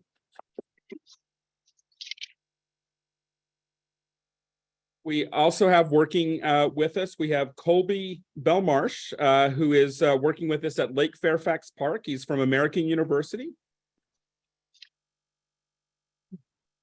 And he looks like he's outfitted very well to help us design a new picnic area with diversity and equity at the forefront. Next up, we have Ava Gomez. She's working with us at Green Springs Garden. She's joining us from William and Mary and the University of St. Andrews. And Mitchell Flores Kaplan, who's on a historical interpretation internship working with us at Historic Huntley. So again, this is our opportunity to just say thank you. We appreciate the work that you all are doing, and we just can't wait to see what great things come out of this work and the future work that you'll be working on beyond the Park Authority. Thank you.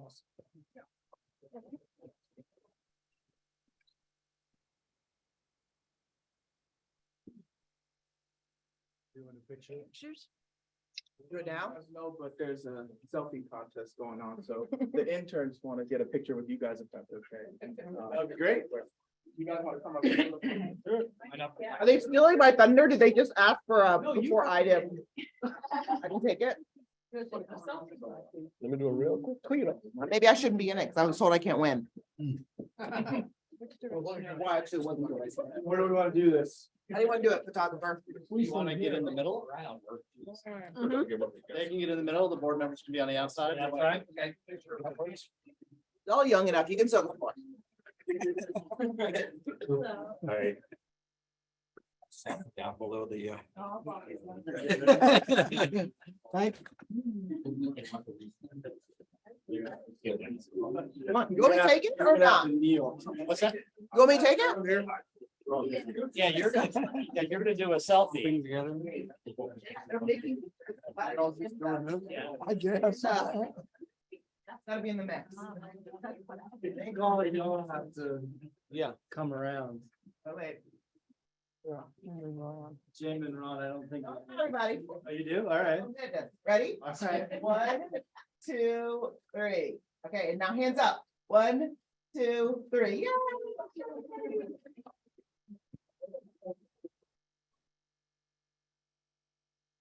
All right, one of y'all has to submit it because they're not gonna let me. So I'm gonna send it to somebody else. They'll send it to you guys. Thank you all very much. Thank for you, your work. guys. Thank you. Awesome. Thank you.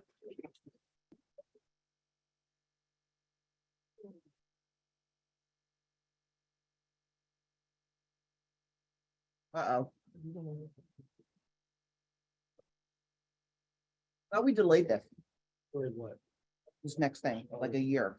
I was to talk to him tonight. It's fine. She didn't hear me.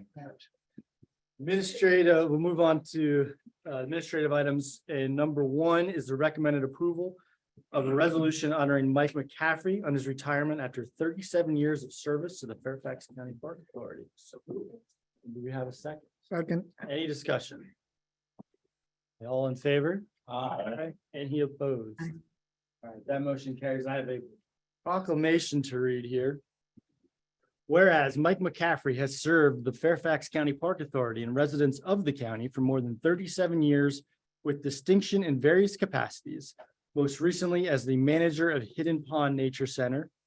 And whereas his creativity, humor, and ingenuity gave rise to invigorating programs such as the Haunted Pond, Slugfest, that sounds disgusting, and the Popic Rangers that captivated the attention of guests, young and old, and empowered young minds to explore their interests, discover hidden talents, and develop a variety of life skills through practical application in nature's own laboratory.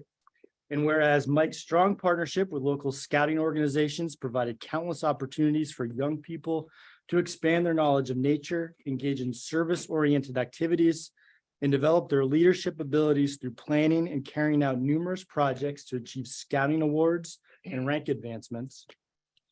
And whereas his leadership of the Hidden Pond Envirothon team has opened doors for youth to expand their understanding of natural sciences and test their abilities at the state and national levels, and resulted in exceptional performances, including becoming the first team from Northern Virginia to earn an invitation to the North American competition in 2013, and becoming the highest placing team at the international level in Fairfax County's history in 2015. And whereas Mike's legacy of leadership, kindness, and service has left an indistinguishable impression upon the programs, activities, and amenities of the Hidden Pond Nature Center, and affected life-changing and career-enhancing opportunities for program participants of all ages, volunteers, and colleagues over an extensive career. Now, therefore, be it resolved by the Fairfax County Park Authority Board that it expresses appreciation and thanks to Mike McCaffrey for dedicated and outstanding contributions to the Fairfax County Park Authority and residents of Fairfax County, adopted by the Fairfax County Park Authority Board on July 26, 2023.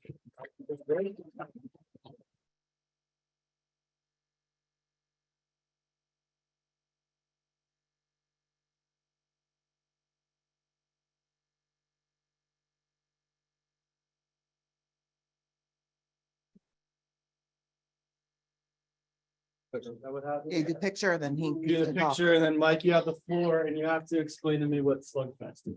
Wait. You want to hear it all?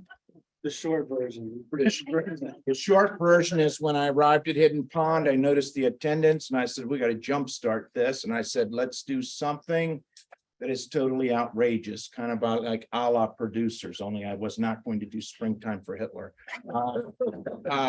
So I looked and saw how this outrageous program in Seattle, Washington called Slugfest really hit a note. One of our staffers brought it in, Claire Hales, what about this? And I said, yes, we will do Slugfest. And so did you come to that? I did. Yeah, it's like more people came than what I was planning to have. And there's like 400 people. And I'm like, where do we put all these people? And we did the Slug Menagerie by West Virginia Williams. And Let's get a picture. And break into the story. Let me get and the rest is history, and then it kind of ran its course. Time. All right. Thank you. Is that all I have to say? Say anything else you want to, Okay. but I wanted to know what that. Well, I am very humbled by this. I was trying not to start shedding tears back there. My wife might think I need to go see an analyst or something. Then I wouldn't be able to watch Hallmark movies with her anymore. Anyway, now I'm gonna have to go home and watch some Arnold Schwarzenegger's to push that estrogen out of me. Anyway, sorry, I'm just kidding right now. Okay, Jay. Anyway, I am truly humbled by this. I want to thank people who gave me my start. My mother, she put up with all my shenanigans, bringing animals home, and we lived in an apartment in very small quarters. And she let me have tanks with fish, frogs, turtles, all that stuff. No snakes. She wouldn't allow snakes in the house. But her, my sixth grade teacher, who finally got me interested in school when I discovered she had a nature club every Friday. And that's what I patterned the Poet Rangers after. Because I saw what she did for us kids who were in kind of crummy neighborhoods. This is in just outside of Washington, DC. It wasn't the best place, but she found little pieces of nature in just all that and got me interested. So Yeah, you want to get on. wherever she is, and my mom, thank you. I also want to thank my wonderful wife, who had to put up with me for all these years, bringing snakes, turtles, and other stuff, and such. And what's that? Got mad when I was ducking that one time. It bit me. Anyway, I started a long time ago when this would have been just a dream to the poor people on the park board in 1986 at that very, I don't know, maybe some people remember it, the Packard Center. Jeez, what a tiny place. But were you around then, Don? Yeah. The only thing I liked about it was I could go over there and get Cokes out of their machines until I was told go down to the Hummer Road crew and get those, from their place. Anyway, so it started out over at Hidden Oaks. And I also want to thank the people who believed in me back then, like Mona Inquist Johnston, Nancy Cooley, Tom Mullen. All of those have retired or moved on to other things. I'd like to thank Jim Pomeroy, who gave me my chance at Hidden Pond.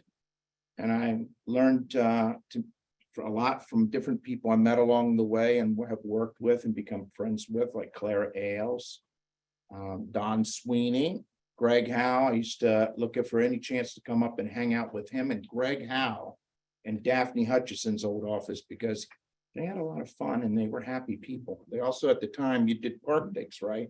Yes. And that was when, the printed word was bigger than online. There was no online. Yeah, there was no online. Anyway, met other friends along the way, like Keith O'Connor, I see he's right there on the line there, Mary Oline and others. And I want to thank you all for giving me that chance all these years. And it's been very nice and truly I am humbled. Thank you for this. I'm gonna get down before I.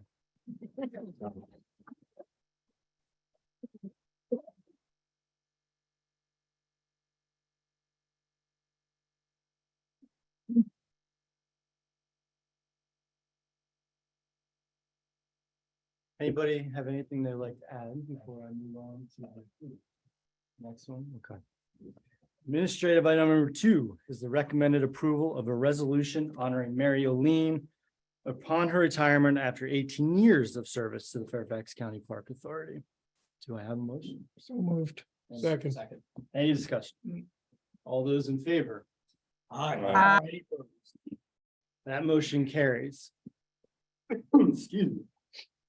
Whereas Mary Oline has served the Fairfax County Park Authority and residents of the county for 18 years with distinction in various capacities, most recently as the Historic and Horticultural Sites Branch Manager within the Resource Management Division. And whereas Mary's leadership, vision, and collaborative nature have been influential in the achievement of tremendous results that have shaped and strengthened the experience and reputation of the park system, both within the communities where they are located, as well as within the national parks and recreation conversation. And whereas her influence and expertise has played a critical role in countless projects and initiatives, including but not limited to the development of the Park Authority's community garden plot rental program regulations, co-directing the successful effort to achieve accreditation through the American Alliance of Museums, and installing Iris BG software to document Green Spring Gardens National Plant Collection. And whereas Mary has been a highly valued partnership builder, who has reinforced the FCPA's work with Friends groups through the development of Friends Group memoranda of understanding and formulated partnerships with community-based and professional organizations to enhance the quality and opportunities provided to our park system.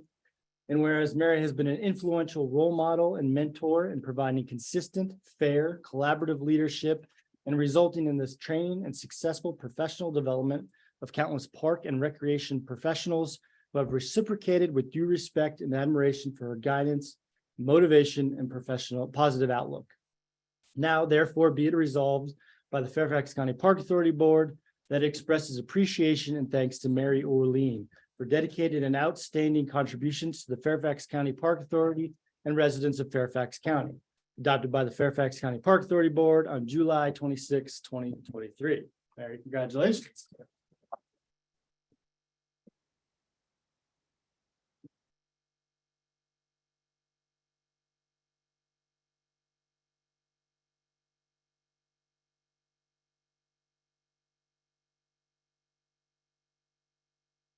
For your obligatory photo. Yes. Glasses off here. I'll share the beauty. All right. Here, so yours. Okay, thank you.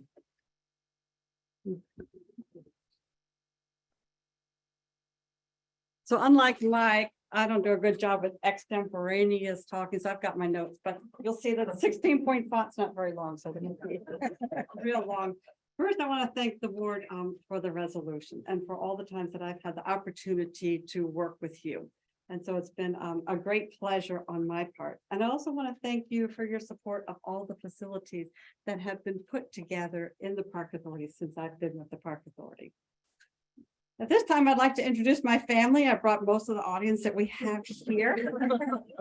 My husband, Bill, my daughter, Elizabeth, my son, Chris, my grandson, Charlie, as well as my daughter-in-law, Laura.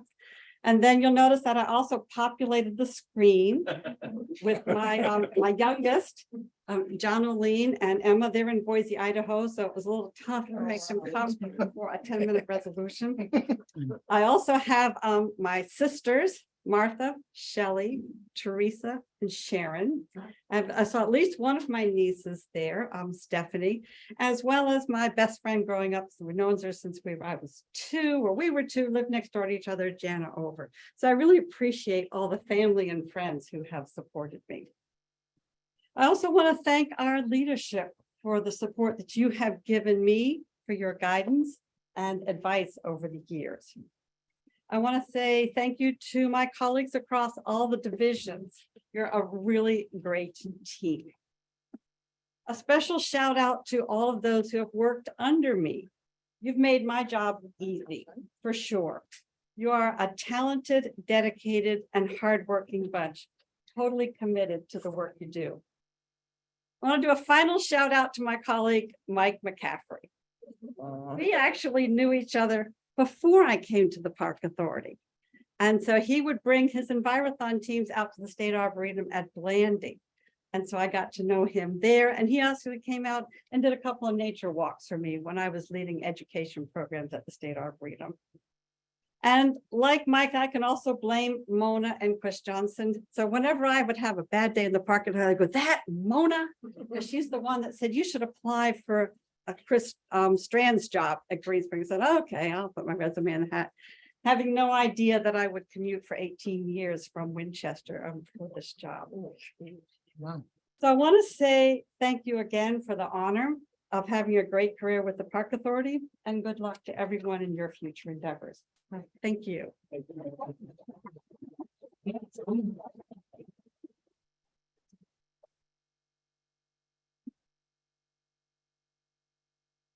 All right. Administrative item number 3 is the recommended adoption of the minutes of the July 12, 2023 Park Authority Board meeting. So moved. Second. All right, any discussion around that? All right, all in favor? Aye. Opposed? That motion carries. We have no information item or action items this evening. Chairman's matters, I'm gonna keep this very short. We heard during the beginning half of Michael's presentation, Board of Supervisors, or I shouldn't say the Board of Supervisors, the county executive has asked all departments to identify 7% of cuts. That's the primary focus of our August 23rd meeting. So be thinking about that and start setting up meetings with your supervisors for the fall. I know Tim's got one set up. I've got one with Supervisor Walkinshaw and Chairman McKay. But it's gonna take all of us talking to all of our appointees, appointers. And budget season starts early this year. That is all I will say. Jay? Catching mid-shoot. Can't stop, no, I can't talk until she gets it up, because I'm physically incapable of speaking without a PowerPoint, like everybody knows.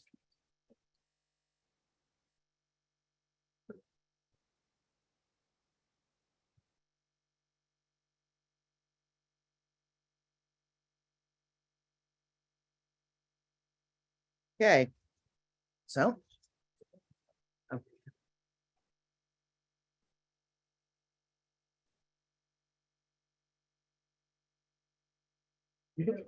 Okay, slide or first slide.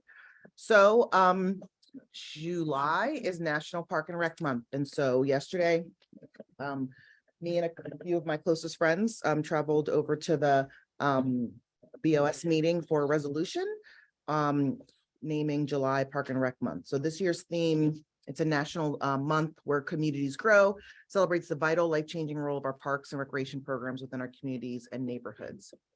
Some of the things that I highlighted was the fact that we had more than 16 million individual visitations last year, and that's a low count to our parks, and just how important Park and Rec is, and most importantly, how important all the people behind me are. I think that here they highlighted, I call them the Renaissance men and women of public service.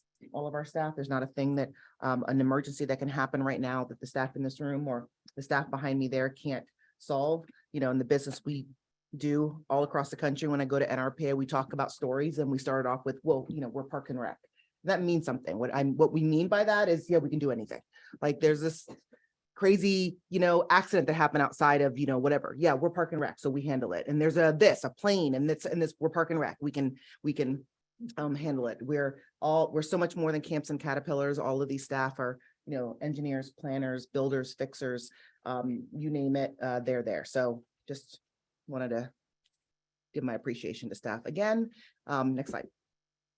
I also have to highlight the fact that to celebrate Park and Rec Month, we're doing a selfie contest. Information is on the right. Please go to our park, fairfaxcounty.gov/parks for information on how to submit. It goes till Friday of this month, that you can submit a selfie for that contest. I have no idea who came up with this idea. Who takes selfies anymore? Next slide. I have no idea who takes selfies anymore. It's very weird. But keep going. Next slide. Next slide. Yeah, I don't know. Okay, so today, hot off the press, this photo is just from today, is we celebrated the groundbreaking for Spring Hill Rec Center energy upgrades. And so we had new energy efficiency upgrades there. We're going to be putting in likely the largest geothermal complex in the county right now, possibly definitely in Fairfax County Park Authority, also the largest solar array. It's our second one, I believe, because we have one that's going in at Sully right now.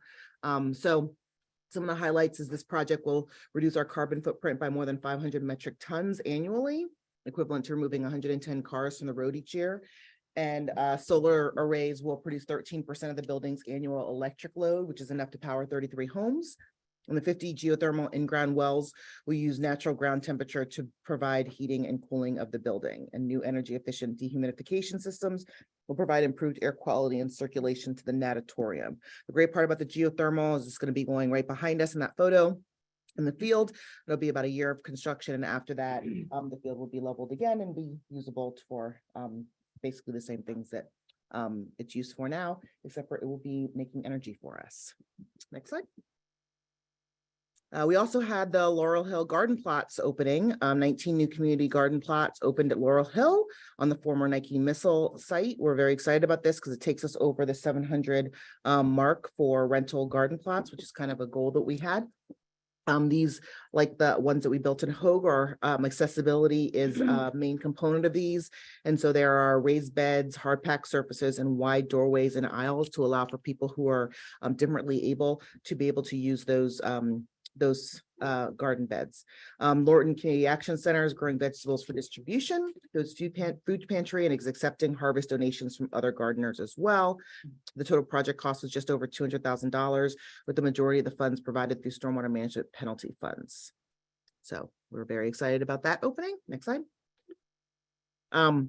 We also opened the Eisman Golf Academy Performance Lab, opened up. I had an opportunity to tour that as well. It's a phenomenal facility over at Laurel Hill. It's 2,600 square feet of high-tech performance lab. It's got 2 indoor and outdoor bays. The bays open up, and so that they hit right out onto the driving range, which is really, you know, cool and awesome. They have TrackMan golf simulators, gas systems, smart to move, an iOS camera capture, track and monitor each sessions for data-driven golf lessons. Hosted 150 golfers for opening day event. Players tried the new clubs, met instructors, and tested out the new technology. 68% lesson increase year to date from last season, and 75% are new students to the academy. This facility also includes a large gathering room for students to relax during hot and cold months. What's not pictured here is it also has a area where you can custom get your clubs built custom for you, which is a really cool. I like to take the photos of that to show how, you know, odd jobs, as we have people who build golf clubs who are in our park authority. Next slide. Rock stars on the diamond. The park operations staff were highlighted for their outstanding, they should be highlighted all the time because they are outstanding, for the outstanding support of local softball tournaments. The crews at Braddock Park and Wakefield Park worked tirelessly to ready the fields for tournament play following a downpour the night before. Tournament hosted by Virginia Glory Fast Pitch Softball raised more than $50,000 for Children's National Hospital. So it's very good job to our staff who got out there and made sure that those kids could play and they had their tournament. Thank you. Next slide. Okay, really quickly, we got our proposed carryover. The approved carryover packet was published yesterday at the BOS, and this is the last day of before technically our break. So I wanted to make sure that we didn't have time to submit for an official presentation, but I did want to make sure that I highlighted what we received in carryover. We asked for a little over $20 million, not including capital sinking funds. And so what we received was $5.9 million for capital sinking funds. We again got $5 million for CIP escalating costs to deal with the increased costs from inflation. And we got $2.5 million for synthetic field replacement program. $740,000 for capital equipment for our operations, which are sorely needed. We had $1 million in energy improvement projects. Not the same ones that you saw at Spring Hill, the same idea of new energy improvement projects, solar, etc. And then we got $500,000 to help try to make us a little bit more whole. You remember the presentation about forestry from the last time. We had to remove a lot of money out to be able to deal with almost $1 million in forestry costs for this year. That money came from other programs. This $500,000 is to pay those programs back so that we're able to do all of the things that we had proposed already. So total carryover funds, 15.6 million if you include capital sinking funds and the $1 million for energy improvement projects. And I think that's the last slide. Before you move off on that. Sure. We asked, at least I think, we asked in the whatever fiscal year we're in now. But that budget, we asked for capital equipment dollars, didn't we? Yeah. Yes. Right. What was the number we asked for that for the budget? Oh, what we asked for? We asked for $750,000. So that's what we asked for in the budget. So they gave us what we asked for. Yeah, what we submitted. This is the the third round of capital equipment we've asked for. So just a important note, we asked for 750 was what we think is needed on a yearly basis in order to continue with our needs. This is great, but this is a one-time, cost. So if we were to ask for a one-time cost, what we need in one-time cost would be significantly larger than what we need on an annual basis. Okay, so they met our annual obligation for this year. For 1 year, yeah. So assuming all things remain relatively constant, the package we're putting together, we will ask for 750 again. Okay. Maybe they'll fund it as part of the normal package, but they've shown at least a willingness. 200,000? 200,000 a year. Yeah. So So we the get an baseline additional- is The 200. base is Okay. 200, so, okay. So really what they've given us is just shy of $1 million this year on that, okay. And what is our overall, I know our deferred that you just said was 100 and some ridiculous number for, so revenue sub was it? $66 million overall. Capital. Okay. 7 But million. capital equipment, it's about $8 million. Is that right? Yeah, yeah. Okay. I said 8, 7.6, somewhere around there. It's a little bit more substantial of a down payment on that particular. Yeah, it's the most. Absolutely. Long time. Okay. All right, round the horn. Faisal, you're up. Nothing from me, sir. All right. Abena, Nothing for me, thanks. Cynthia, I have nothing. Thank you. Congratulations to Mike and Mary. I pass. all right, Ron. I pass. Jim. I pass. Ken. I pass. Thanks to Jay and Ben for organizing, coming out today, Spring Hill for the groundbreaking feature. All right, we have no closed session, right? Let it be known for Linwood that how fast we did. Yeah, when he's not here. No closed session, nothing else to come before the board. All right, then I adjourn the July 26th. 2023 Park Authority Board meeting. See you guys in August. Later. Really. Virtually.